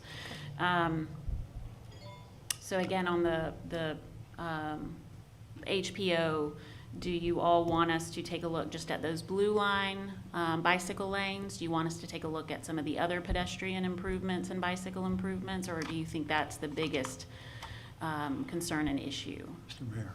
Yeah. Sure. I have two things, basically. One, I would like to celebrate the fact that the bypass is on the top of everybody's agenda. And I'd suggest that we adopt sort of a motto, and maybe the question of the day, basically. What have we done today to get closer to a bypass? I think we need to keep that in the front of our minds, because I feel like it's going to not necessarily eliminate a lot of this, but it's going to minimize the impact that we've seen already. But the other thing is, I was excited to hear Bert talk about creative suggestions about the crosswalks. That if we used, say, voice activated, or I've seen others where they have flashing lights on the ground, or they have flashing lights that frame the stop sign that's attached to those. I think that's an excellent idea and something for us to pursue. And I feel really strongly about, I got to be careful about where I'm pointing here. I feel like that crosswalk by the chop house is a death trap. And I really worry that we're going to lose another person that we've already lost a person there before. But we need to get really creative, at least in that spot, if not others. And maybe things like elevated paths that would be almost like, you call speed bumps. Speed tables, yeah. That would slow people down. And Chief, I'm going to speak to you for a second here. I would love to see us enforce the speed limits and put a real emphasis on that. Because I think sometimes people kind of get lost in their day. So. Yeah. Mayor, could I ask whether the council has any interest in including a priority of a parking structure downtown in this plan? Crickets. We know we need parking downtown, but I'm not sure. Well, it's one of the recommendations of one of our community groups. I think including it in the plan would be, I think it's important, but I'm curious whether anyone else agrees with me. Mr. Mayor, I think it's needed. I think it would be extremely helpful. I think it's going to be extremely difficult. Not saying it can't be done long-term funding and that kind of thing, but to include it in a plan, I'm happy to do so. Sure. Thank you. Mr. Mayor, may I? Sure. I am perfectly fine with a parking deck. It's actually needed in our city. So I'm good with putting it in the plan as well. Very much so. Thank you. 10 place. So Molly, will you be able to bring these answers back to us at our next meeting in March, or you need a little bit more time? No, I can do March. Again, I'm still just looking for guidance from you all as to specifically what items within the HPO you want me to recommend eliminations of or not. I would, if I may, it seems to me that based on some of the revisions that perhaps the Historic Madison Coalition suggests and so forth, mostly I'm seeing, to me, if I'm missing something, but specific to the historic district would be the bike routes. Okay. And I think we should look at them. Personally, I like the idea of maybe some minimal signage and nothing more, because, and I totally get those are narrow streets, but somehow, you know, I kind of feel like, you know, there's some signage out there about bike routes, and all of a sudden somebody's like, oh, cool, I could get out here with my bike. I mean, I think it would help almost plant the seed to encourage riding bikes. And I realize we don't want to, you know, we don't want so much signage throughout the historic district. I get that, but if there's a way to do it that was minimal, that yet served the concept of here are some really cool bike routes we have, and of course there would be a map associated with that that I'm sure the green space would take care of and such or whatever. But yeah, so maybe we can kind of get that one figured out. Okay. All right, so the neighbor ways is, so your, don't need a motion tonight, but basically I will take items 1, 2, and 3, the conditions that the Planning Commission proffered, and I will itemize those as to specific changes to the document. For item 4, I will focus those recommendations on specifically those bicycle lanes or neighborhood greenways, and sort of minimizing any impact it might have specifically in our residential areas. And I will add parking decks as well as a line item in the implementation plan. And are we including any directive to the city manager to study the opening of Bernie Street on the railroad? I don't know. Again, I don't think that needs to be included in your transportation plan. So that's the Bernie Street is already itemized as something that is recommended for reopening. It's in the implementation plan as well. So you can move forward with that now. But as far as any additional detail, doesn't need to appear in the transportation plan itself. And Mayor, speaking of the city manager, could I ask if he has any comments on what he's heard tonight with this plan? Believe it or not, I don't. I've been very impressed with the quality of the public comment, and extremely pleased at our professional planning department for the terrific job they've done. Thank you. Thank you so much, Molly, Jill, Monica. Thank you so much. So, yes, sir.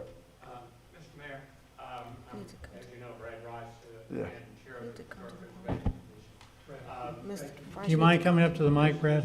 Really address mainly to Molly. If a parking structure is included, that becomes structure, and HBC, I think, should be included in that part of the process. We've kind of stood back while planning and zoning, and the mayor dealt with it, but when we step into structure, you're stepping into our jurisdiction. I just wanted to make sure that was kind of on the record as a reminder. Got it. Thank you. Thank you, sir. We'll be sure to call you, Brad. Mr. Mayor, I have one additional question. Yes. Molly, could you tell me again why Bernie Street Bridge should not be in this plan? Oh, no, it absolutely is. Oh, it is. Okay. I was just saying no specific directives to the city manager needs to be included. It is absolutely outlined as a primary point of interest in the, or a concern or issue in the existing conditions, the fact that it's no longer there, and absolutely as a primary point of interest in terms of reestablishing that in the concept plan, and it also appears in the implementation plan. Thank you. Yes, you're welcome. Was it a bridge that cars drove over and trains went under? It wasn't I don't a bridge. remember. I don't know if you've been. It wasn't a bridge. It wasn't really a You bridge. just went across the railroad track. Just crossing, yes. Yeah. All right, I'm sorry. I'm going to add one brief thing. As Council excuse me, I'm sorry. As Council Member Wagenhauser often offered a little bit of tempering of the conversation about railroad crossings, I'm going to also offer that about Bernie. When I first got here, I was very concerned about the equity of that, so I'm going to do two things. One is I'm going to provide a little exoneration to former council members and managers, because what I was told when I asked about the equity of that decision is that railroad crossing was closed in order to negotiate the opening at North Avenue for economic development purposes, and that was the trade. Since then, Bernie Street has always been, even in the urban redevelopment plan, a high priority to see if we could get it reopened. We've asked several times. They continue to ask for North Avenue as the trade-off. Doesn't mean we can't offer up the other two. There's no net downside to economic development that way. Just be aware that it's not going to be as simple as, hey, can we give you two, you give us one. They're looking to eliminate a similar traffic load, and so they wanted North Avenue when we asked for back if we were going to open Bernie. And so that's been the challenge. It hasn't been that we weren't interested in it. So just doesn't mean we can't do it. Certainly doesn't mean it isn't the priority. I just want to provide that small exoneration for our former leaders that there may have been other things involved, but those were the interview answers that I got when I actually asked the question of why. Thank you, Monica. Okay. Thanks, Molly. Appreciate you and Jill. Thank you. I'm not going anywhere. I've got the next item. Okay. Public hearing on the 2047 Morgan County Joint Comprehensive Plan. And just to sort of reiterate the process we've already gone through thus far, we issued the RFP last year. We received 3 proposals. You all reviewed those proposals. The county and the city of Madison elected to move forward with TSW's proposal. And tonight is the first required public hearing. This is required by state law. And Anna Baggett with TSW is here to give you an overview of the process, what to expect. We're not going to have a ton of specifics. You'll have those very soon. Over the next several weeks, you'll have some specific dates and things to chew on. But tonight's meant to give you all an understanding of the process, give the public the opportunity to speak during the public hearing portion, and for you to answer any questions. And I'll let Anna take it away. Thank you, Molly. If y'all haven't kind of gathered, I have been sick, so I really apologize for my voice thus far, but I'm really happy to be here to present this to y'all. I want to thank Mayor and Council for having me. My name is Anna Baggett. I'm a community planner with TSW, as Molly said. And I'm going to go over, this represents the formal kickoff for the Morgan County Joint Comprehensive Plan. And I'm going to talk about the City of Madison's role. So how did you like the previous hour and 45 minutes as you waited for your turn? You know, I always love hearing from my colleagues, so it was great to hear more. Good answer. Okay, there we go. Okay, so tonight, like Molly said, this is a very broad introduction. I'm going to go over kind of the team, an overview of the project as well, some community engagement, some early ideas on that, and then some next steps for us. So I mentioned this is a joint comprehensive plan with Morgan County, but we are working very closely with the City of Madison, obviously Molly and Monica. TSW will be the lead consultant, but we are also working with the Northeast Georgia Regional Commission. They are working with us on mapping as well as helping us out with some engagement. So before I dive into the details of the project, I kind of want to level set with everyone. If you haven't heard of what a comprehensive plan is, it is a policy document that guides future land use and development in a given community. In this case, it will be for Morgan County, the cities of Madison, Bostwick, Rutledge, and the town of Buckhead. It also, you know, we know that growth and development doesn't happen in a vacuum, so it also touches on a lot of other related elements like transportation, infrastructure, community facilities. But broadly, it sets a community's long-term vision for what it's going to look like in the future. Also, you know, this is required by the state of Georgia. This is maybe the not so fun part of comprehensive planning, but it is required every 5 years. There are certain processes, like starting with a public hearing, that we have to go through. And in order, one of the things to keep in mind is making sure that we're on time, which is why we are starting so early. We want to make sure that the City of Madison remains eligible for state funding, because that is the one stick, the one stick the state has for making sure that communities do these comprehensive plans. So our key project goals is really looking at Morgan County as an interconnected whole. We know from the transportation planning effort that, these systems go beyond jurisdictional boundaries, transportation, infrastructure, those types of things. So those are the things we're going to be focusing on at that Morgan County level, but we are also going to respect the unique qualities of each of the communities, including Madison. So you'll see this graphic, we'll have a countywide comprehensive plan, but also guiding plans that communities can go directly to that will just be specific to them. So kind of cut through the noise and go to your guiding plan, and that will be where the big information is for a given community. It's going to occur in 5 different phases, and a lot of these are occurring at the same time or continue throughout the project. First and foremost is organizational framework. So a lot of project management, a lot of coordination with different staff members, and also a technical advisory committee and a community advisory committee. We'll also do a deep dive into existing conditions for Morgan County, but of course also for the city of Madison. Community participation is also a very critical part of this planning effort. We'll continue to do targeted outreach, and this is just the first meeting that we're having. We'll include different methods like surveys, in-person meetings, virtual meetings, and we're kind of hammering out the details of what that's going to look like exactly. And then we'll pull everything together and develop the comprehensive plan, that overarching plan, as well as those guiding plans. And then we'll leave some time for review and adoption. Leave some time to kind of have different iterations and make sure that everybody's on the same page and that this plan gets adopted in time. So I kind of went over this already, but the broader picture is the Joint Comprehensive Plan is that umbrella that you see there. We'll cover things like infrastructure and natural environmental systems. These are the things that go beyond those borders, like I said.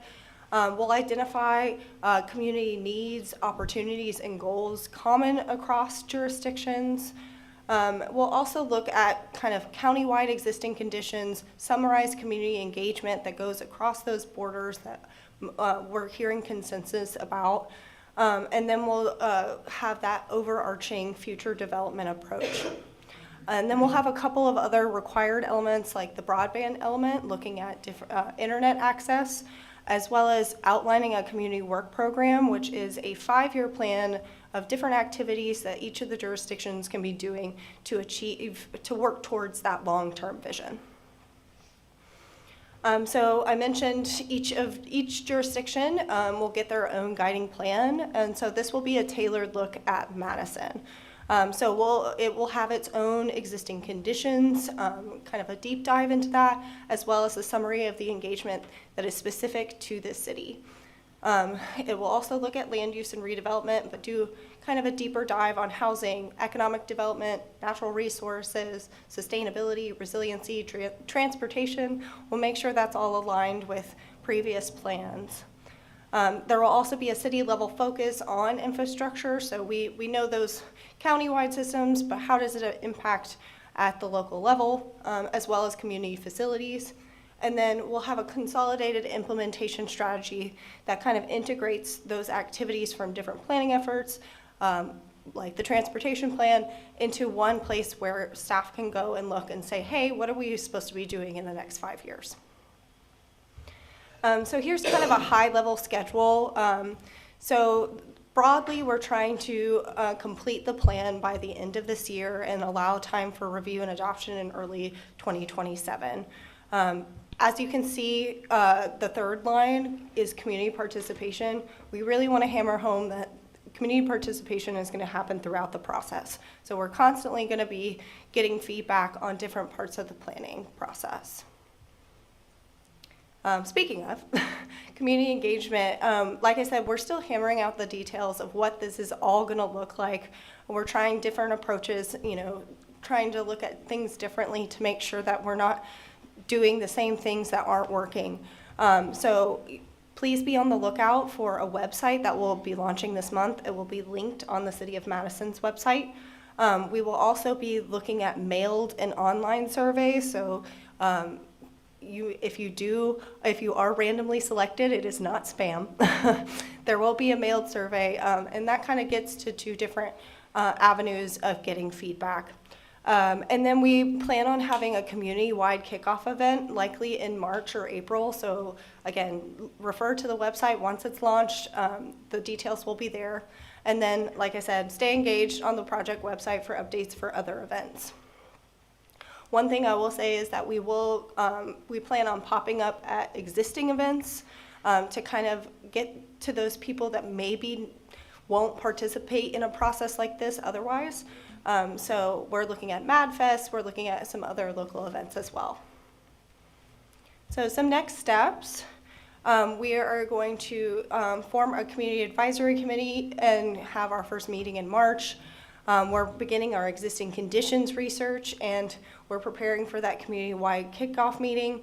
And we're identifying those community events where we can gather input, those pop-ups I mentioned. So that's all I have for y'all tonight in terms of a presentation. This is a public hearing, so I'm here to answer any questions. And I just want to add that we do have an article in the most recent Madison Matters newsletter. It's got a QR code and URL to the website.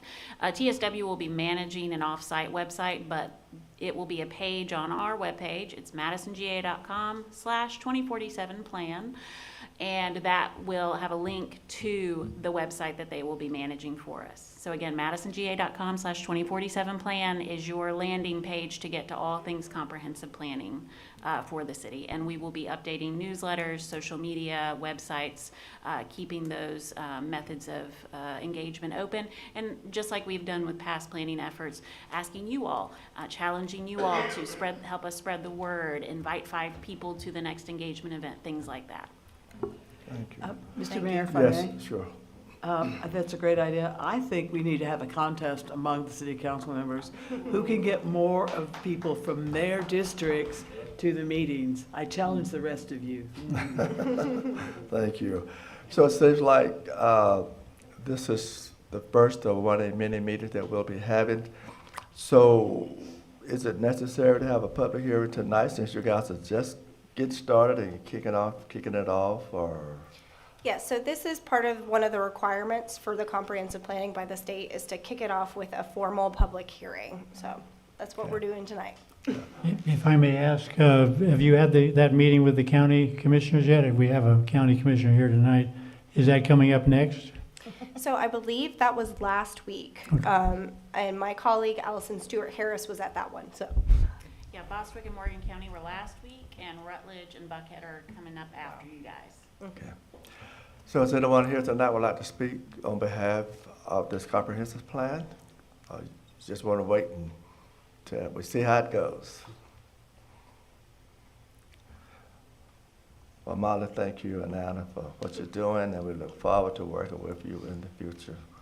Appreciate it. Most of all, thanks for being able to work with our county and having the county and the city and other small cities to work together. You need to be commended. Thank you so much. Appreciate that. Thank you. Okay, grant paperwork, GDOT, project framework agreement, Horse Branch Trail. Monica.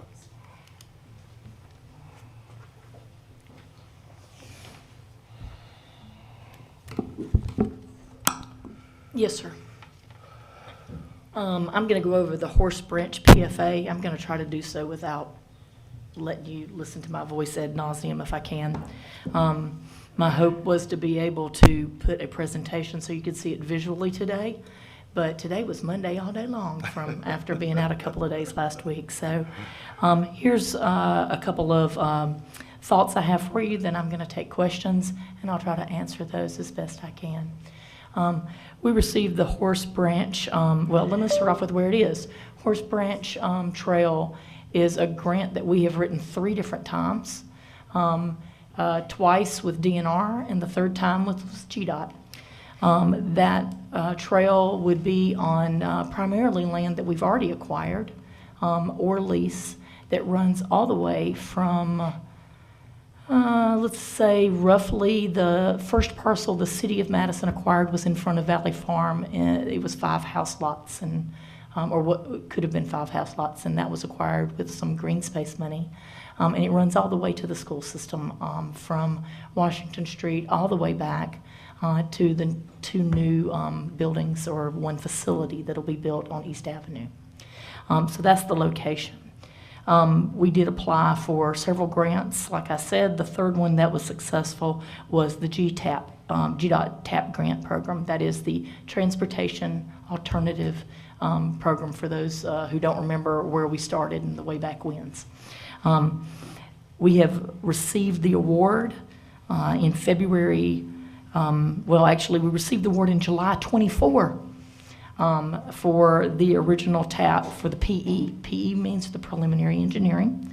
It's an 80-20 award. The match was $160,000 that was required out of the city. And at the time of application, that was identified as locally in the source and uses T-Splost 1 in the Trails budget account, which had about $500,000 earmarked for trails. It also meant that the federal match to that was around $640,000. And so that was a local leverage of $2 locally spent, $8 from the federal government. In February 25, the state, hoping that they would spur us on, funded our 20%. So therefore, there is no local dollar in for the preliminary engineering that is estimated to be $800,000. In October of 25, the GDOT provided us with the PFA. That PFA has been forwarded to the city clerk, and they're calling and asking when we're going to get that approved. So again, it's on your agenda tonight. That's where we are. Is the award has been offered from both the state and the federal.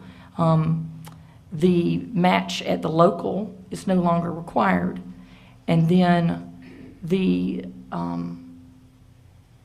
PFA has to be executed for the award that you've already approved. In an abundance of caution, I didn't give it Fred to sign. I'm bringing it back even though you voted to approve it. Now, one thing that we have noted since then that is a wrinkle, so I want to make sure to bring your attention to this. First off, GDOT doesn't do all of the LETs at one time. The first phase, which is for the preliminary engineering, is done in 3 different task orders. You haven't signed any of those, but those follow the PFA. And in response to concerns that have been expressed about cash flow, I'm projecting that this project would run about $25,000 a month that we would have to be able to put out in order to get back the reimbursement. And so that's the cash flow we're expecting for this project. The wrinkle that I wanted to tell you about is we have been told since then that we have to get to right-of-way agreement status. And so right-of-way agreement is the next step. So right-of-way agreement, as now is projected for this, would be $100,000 for the right-of-way acquisition expenditures. The 80-20 on that is $80,000 federal and $20,000 local. Again, we're not spending the $160 we promised. So hopefully there is the 20 that's still there to be able to utilize for acquisition. That being said, we actually own everything. So it should be down to title work and the appraisals that are necessary. So that is funded at 80-20, but I can't tell you the exact amount because that estimate always moves depending on how long we drag things out at different periods. But at present, GDOT estimates that your contribution to receive the full $800,000 is $20,000. The questions I've received since then have been, and John was very kind to provide those to me today, so I wanted to make sure that I followed this. Will the grant be 100% funded? Okay, the answer is, based on current estimates, the PE is 100% funded. That's always the way it works. Which is the engineering, the PE. Yes, sir. The design. Yes, sir. And remember that the right-of-way portion, which I was told was step 2, but is really, we are expected to go through right-of-way. Your commitment is $20,000 to get the full $900,000 that would be total. I did probably bloat that a little bit. Let me give that. It is actually $880,000 you would receive for the $20,000 you put in. That's the local leverage that I usually like to emphasize for you. The final challenge is, what's the timetable? Is the timetable absolute? And the answer is, it appears ever mutable. Anytime a right-of-way acquisition takes longer, you heard tonight from our transportation engineer, it takes 2 extra years. We actually own all the right-of-way, so right-of-way shouldn't take that long, and it shouldn't be that expensive. That gets us to construction faster. However, if you're asking if what you mean by this question is the timetable absolute, is the city compelled to do construction, or can the Green Space Board have a walking, cleared, primitive trail until such time? I wanted to go over the construction costs so that I would be full window on this. You don't know those things until you get into preliminary engineering, how much it might be. But we now know those things. So that amount is roughly $1.8 million. In order to do that, 80% would be federal, 1.5, give or take a little bit, and the 20% local would be $372. However, to make sure that I was clear on it, we do have an understanding, it is understood, and GDOT will articulate that there's no guarantee of federal funding in the future. There's also no guarantee of local funding in the future. Both John and GDOT give you the same answers. So you can't commit to construction costs now because you don't know what construction costs will be. You can't commit to construction costs now because you don't know where the funding's going to come from. Neither do the feds. So the answer is on that, GDOT will let you prepare shovel-ready projects, and they can go on your desk as shovel-ready for the next 20 to 25 years. And then, when there is money, is grant funding out there, maybe even the state is feeling generous, or perhaps we have another T-SPLOST, you can pull it down and have projects that are shovel-ready.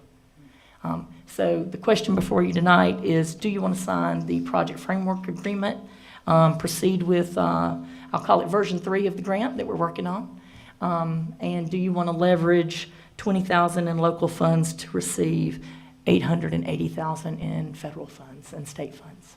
I'm happy to answer any questions. So if may I, Mayor? Sure.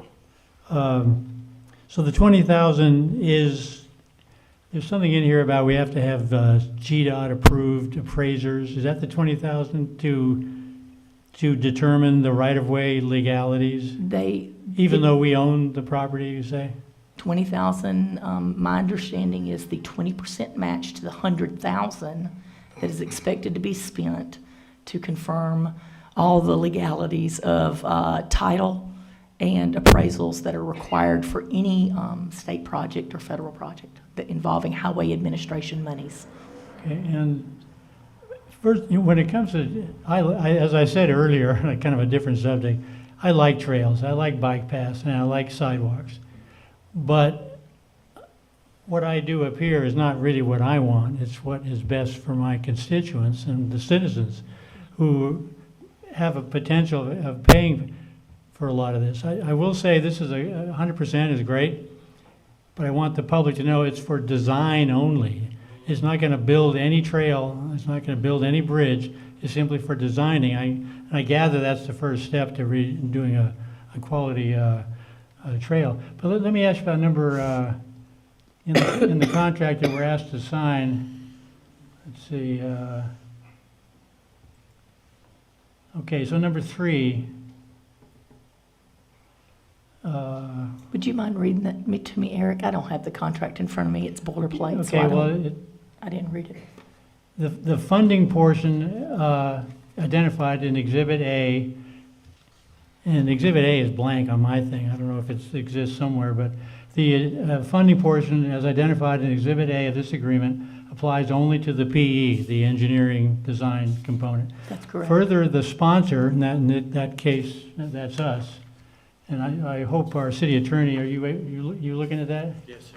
Good, because hopefully you can figure it out more than me. The sponsor, which is the City of Madison, may be responsible for repayment of any expended federal funds if the project does not proceed forward to completion due to a lack of available funding in future project phases. That kind of makes me nervous, because doesn't that kind of imply that if we don't build the darn thing, we might have to repay the PE cost? You hear that every time I present a federal grant to you. Federal funds are subject to recapture. Federal tax credits are subject to recapture. It applies to every federal grant I've put in front of you, and I say it every time. Green Space actually spouts it back at me. Well, does that not concern you, though? I mean, 5 years from now, the plans are all done, we're into this for a big chunk of money just for the plans, and then we don't have enough money to build the... It doesn't concern me, because that was the very question the manager asked me to ask GDOT. So no, sir, it does not. It was the very question that we asked of all the sidewalk projects, very specifically, to make sure that we knew what we were going to have to repay if we didn't complete them. This question, John was very specific that he wanted an answer for. Is there, Monica, when it says on number 2, which is the department, and I gather that's GDOT, will participate in the project by funding all or certain portions of the project costs for the pre-construction engineering design. The sponsor, that's us, shall contribute to the project by funding those project costs as set out in Exhibit A. Yes, sir. So how, as we decide whether we want to approve this or not, what's in Exhibit A? It's not in our... Exhibit A is the PSR that was submitted at the time of the grant approval. It's attached to an email I was going to send to John today, but I didn't feel like it was fair to pepper him with an email at 5 o'clock. It's an inserted document that matches the offer that they made you on the letter that is in your grant audit file that the city's had access to since July of '24. It matches that table and that chart.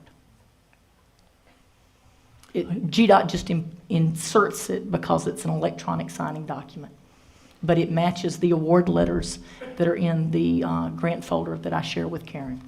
So I know our city attorney is relatively new with us, but the firm is not. Do you have any comments on any of my concerns or any of the contract that we're asked to sign tonight?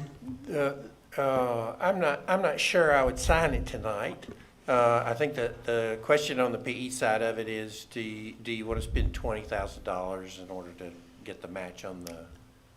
No, sir. I'm sorry. Let me just put a fine hair on that dog if I can. Okay. There is no money required to do the PE. The state has even seen the 1-year lag, so they have provided the $160,000 that we would have had to match. The $20,000 would be the match to get us to right-of-way, which is the second step. Okay, so we're just signing off on the P&E side of it. You are just signing off on the P&E side, but you do that with the expectation that if you do not carry it to right-of-way, then you will have to repay the money that you are using of the federal government, but you are not planning to execute all of the preliminary engineering. And they consider right-of-way agreement, not right-of-way acquisition, as completion of PE. Okay, so there's some, there's obviously Exhibit A, and then there's a concept of what that paragraph 3 says about project. And if that project term is limited to just the PE component, then that is it's not a financial decision at this point. The term it's only limited to PE because we can't do anything but advertise and do the PE. There is no federal funding for the right-of-way yet. So even though we're not committing to the 20 tonight, your risk is in the 20 tonight. And so, thank you. That was really well said. So it's that. Otherwise, that's a tremendous thing to get if you like the project. Now, the blank for me, I've seen this form lots, but I don't know what your project is. It doesn't sound like it's a risky endeavor other than gotta be prepared to pay, I guess, up to 20 on appraisals and title work. So if I understand it right, Monica, then the 20,000 is simply proving that we own all that right away, and there's no purchasing of private property necessary. No, sir. If you remember as being the green space liaison, during your tenure with them, they have, I believe, gotten all 100 acres for roughly about $47,000. We've had stuff donated, gifted, so all in prior to construction for 100 acres and about $900,000 in engineering and legal fees, you should be at total expenditure there. None of those represent, as far as I'm aware of, any local property tax dollars yet. So far, we've done pretty good using other things. Really good. So one final question for me, and I'll let my colleagues have a chance. Is there a time limit on when we have to complete the actual trail to avoid any penalties and repayments? Again, my understanding, as I've queried GDOT on 5 occasions now, is my understanding is that it is common for people or communities to prepare project-ready or shovel-ready projects, and that 20 to 25 years for implementation is not a big surprise, especially when it comes to small communities. They did give a warning, and that warning's in my email that'll go out in the morning. The 2 warnings were, the longer you wait, construction costs go up, and that's just a be aware kind of warning. Sure. And then the last one was there may be some aspects of the preliminary engineering that might have to be updated. So like if they do the historic resource survey, which is required by law as part of the preliminary engineering, we're not going to have any new historic resources built in the area. So you're not going to have to update that. But if, let's say, the school system changes the right-of-way conditions up on East Avenue, there may be a portion where it touches East Avenue. I got that. Oh yeah, like a bat colony. Let's not throw that one in there. But if the school system moves something around in that area and it was planned to go here and now it needs to go here, we may have to re-engineer that small component of it. So they just give us an awareness that the longer we draw things out, the more you might have to update about it, because it would expire. And those were primarily emphasized as the approvals offered by DNR, like the historic review. We could resubmit the same report, but DNR's approval only lasts for like 5 or 6 years. You can't assume that it lasts in perpetuity. So you would have to resubmit it for state approval. So Monica, you've been dealing with GDOT for a long time, I assume. And More and more lately, yes, sir. Have they ever reneged on you on any projects? We haven't had that happen, but this is also our 6th TAP.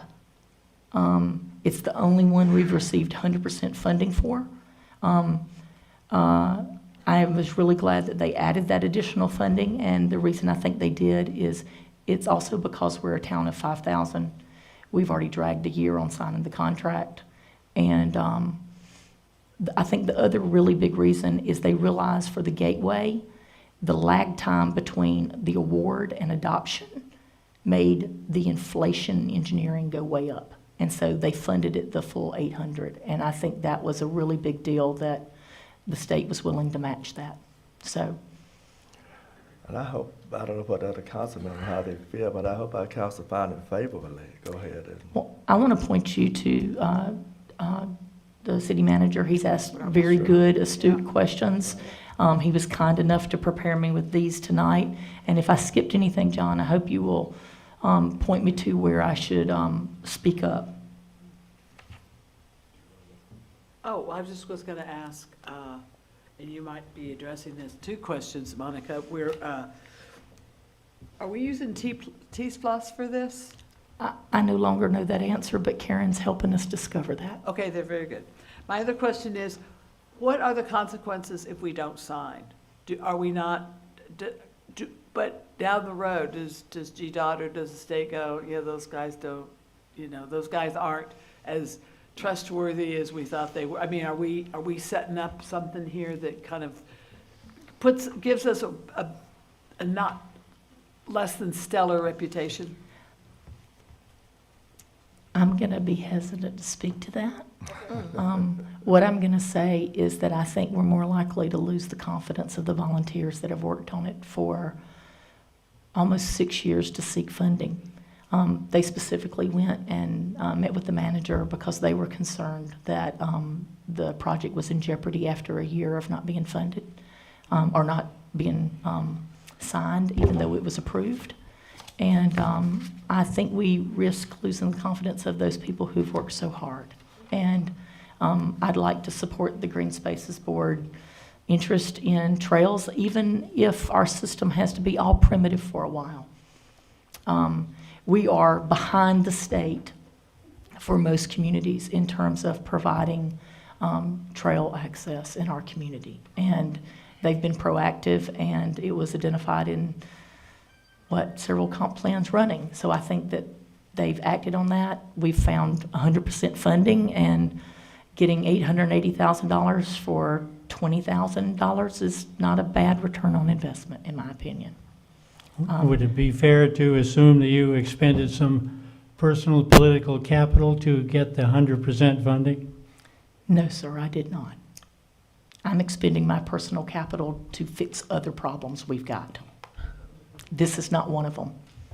This one was I had no idea they put us in for the additional 160. That came as a total surprise email into my box, and I had a little hat dance when we received it because that freed up those T-Splost funds, and I was glad to not have a local dollar in it. We like it whenever we can pull our state and federal tax dollars back home, because if not, they'll redistribute it to other transportation projects in Georgia. This money won't go back to the feds. It'll be redistributed to other communities.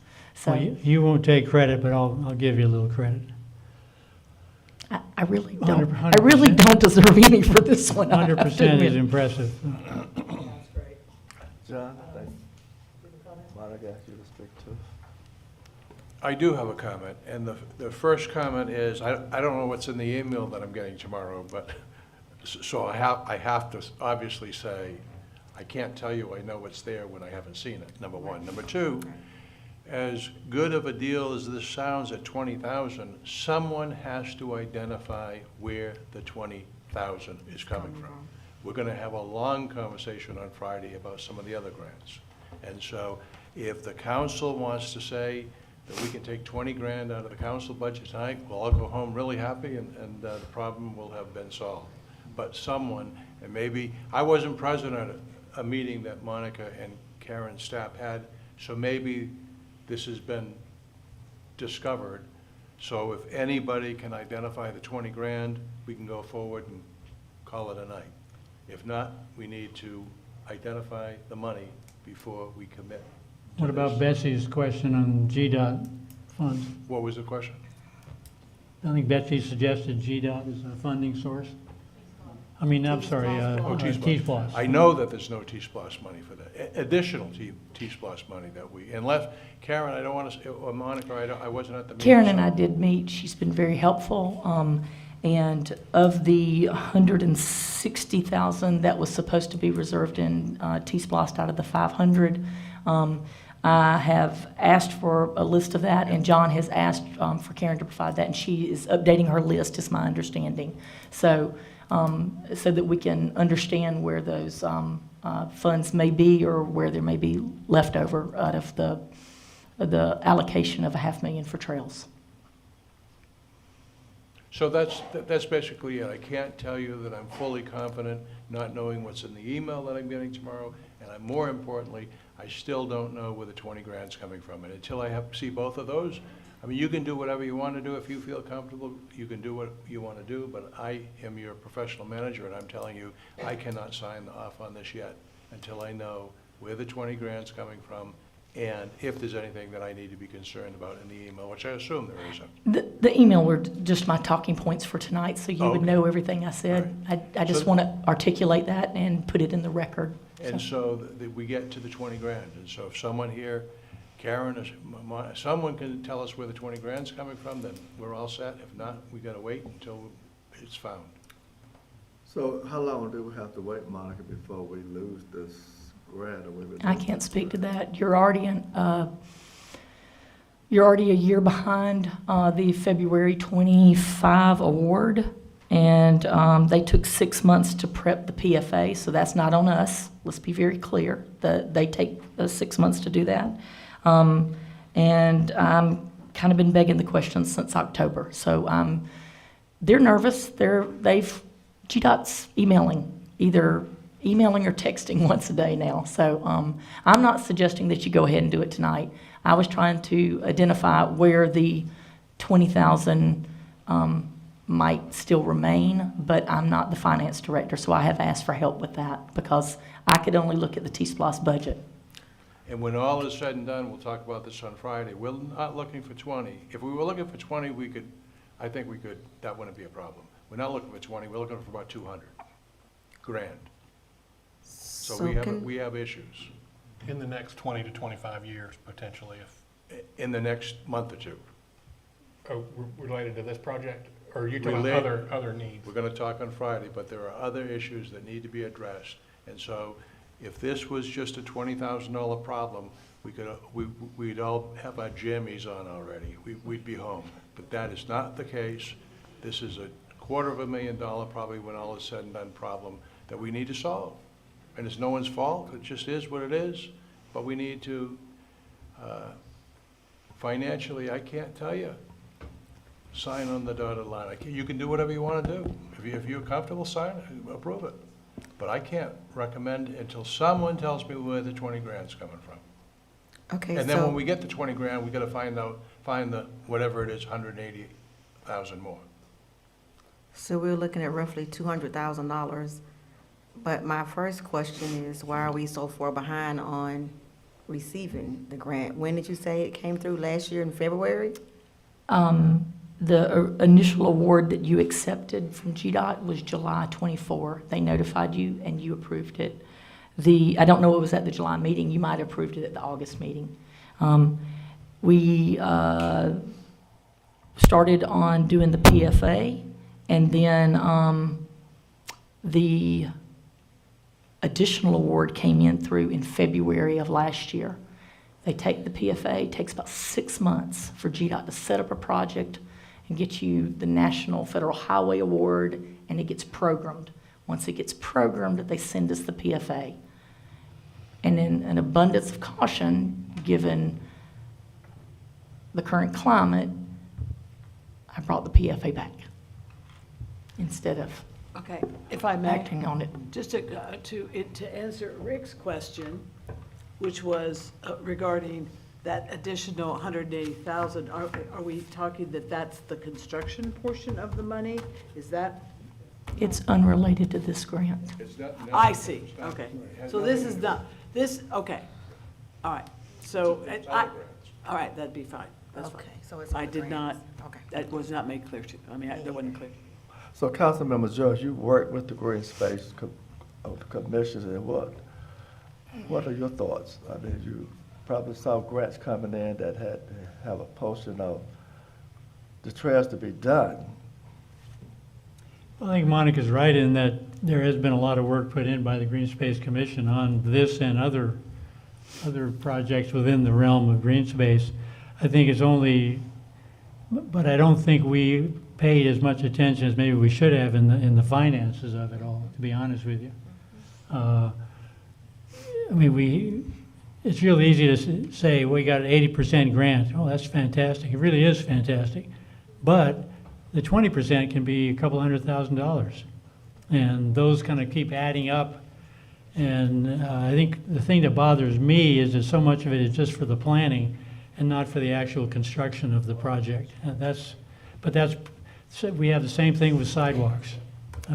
We've spent so much money with granted money from the state to design sidewalks, but after that gets done, where's the grants to actually build the sidewalks? It's not there. So the finances concern me greatly. John's concern, I'd have to share some of that. One option, I'm not saying it's a good option, but we do have a work session on the 27th. We could add a called meeting to that work session to pass this or deny this if you want to table it for a couple of weeks. And that'll get us behind the retreat we're going to, where we can get all the bad financial news. That's just one. I'm not saying that's a good idea. That's just one possibility. So that's not a deadline. Is there a deadline, Monica? I mean, There is no deadline, Okay, Mr. good. Perryman, but I will say that GDOT has been told twice it was scheduled for the agenda, and then it's been withdrawn twice. And tomorrow morning, I will call them for the third time and tell it that it's been kicked down the road. They've been patient. After a one-year wait. So it would have been nice for Green Space to be here tonight, to be able to speak to it. And I'm sorry for them that they weren't given that opportunity. So I think that maybe tabling it so that that discussion can be had, because it feels kind of tiny to be up here at the table by myself. And I've been in that land. It is some gorgeous country in the city of Madison. And I'm not sure I'm even able to walk through it now, but I do, and it's really pretty. It'd be nice to have a trail there, but again, the finances are a concern to all of us, including you, I know. Absolutely. well, thanks so much, Monica. You're welcome. Appreciate My you. pleasure. Appreciate you. This time we have a vote to appoint Mayor Pro Tem two-year term per council resolution. What back was in the 2012. Mayor, what was the result of the contract? Are we going to table it? Or? I guess we're going to table it until our work session. Can you give me a That date was just- certain so I can update GDOT in the morning The again, work please? session is what date? It's the 20th, scheduled for the 27th, I believe, Deborah? 27th of this month, Friday, Yeah. 8:30. We can add a April call. 27th.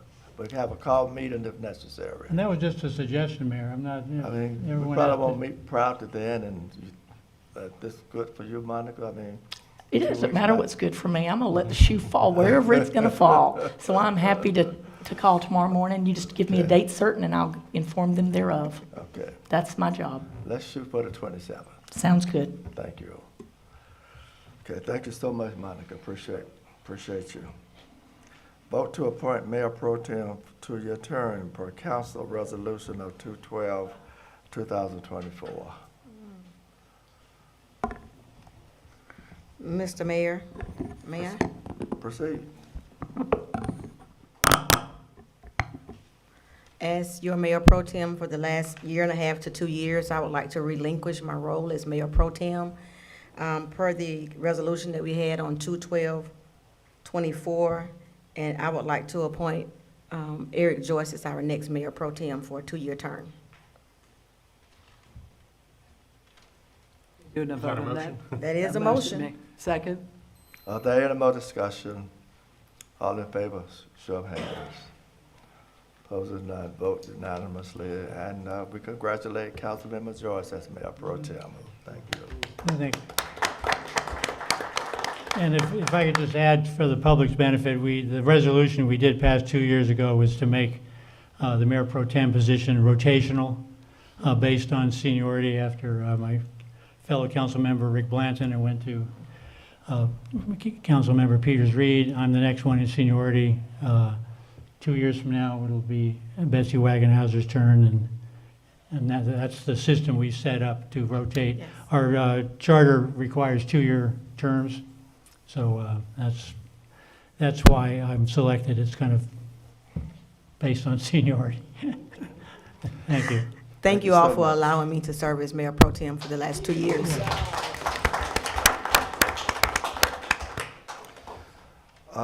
Public Service Appointment, HPC, Ken? Evening all. Good evening. So we have one vacancy we had someone roll off in January and we did not have an applicant to fill that. We do now, Paul Roman. It's the only one that we've received, so because of that, it didn't come to your work session.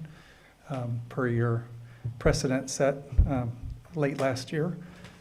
So if you feel so inclined to appoint Mr. Roman, this is your opportunity. To the council for a vote. I move we appoint Paul Roman to Second. the seat on the HPC. Second. Second the motion. Got about 3 seconds. Is Did you that get the a- right one, Madam Clerk? We had 3 to make a second. Did you get the right one? Yeah. Okay. Is Are there any more discussion? Just one question, it's not a full term then because of the resignation? It's more or less a full term. It's one month short. Okay. Yeah. Thank you. Yep. Okay. Oh, boy. No more discussion. All in favor, show of hands. Opposed, none. Vote unanimously. Paul Roman it is for the HPC. Thank you all. He's all ready to start tomorrow. I was going to say. Thank you so You have much. a full agenda tomorrow too, I see. Are there any comments from the public tonight?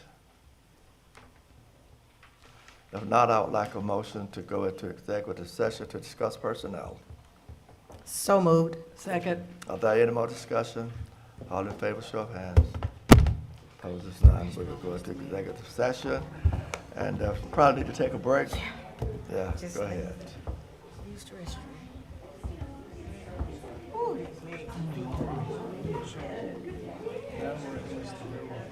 Wait, I need a picture of you and Fred, and then a picture of Fred and Eric. Hurry. If it's gonna be wet right here. So you gotta hurry, it's gonna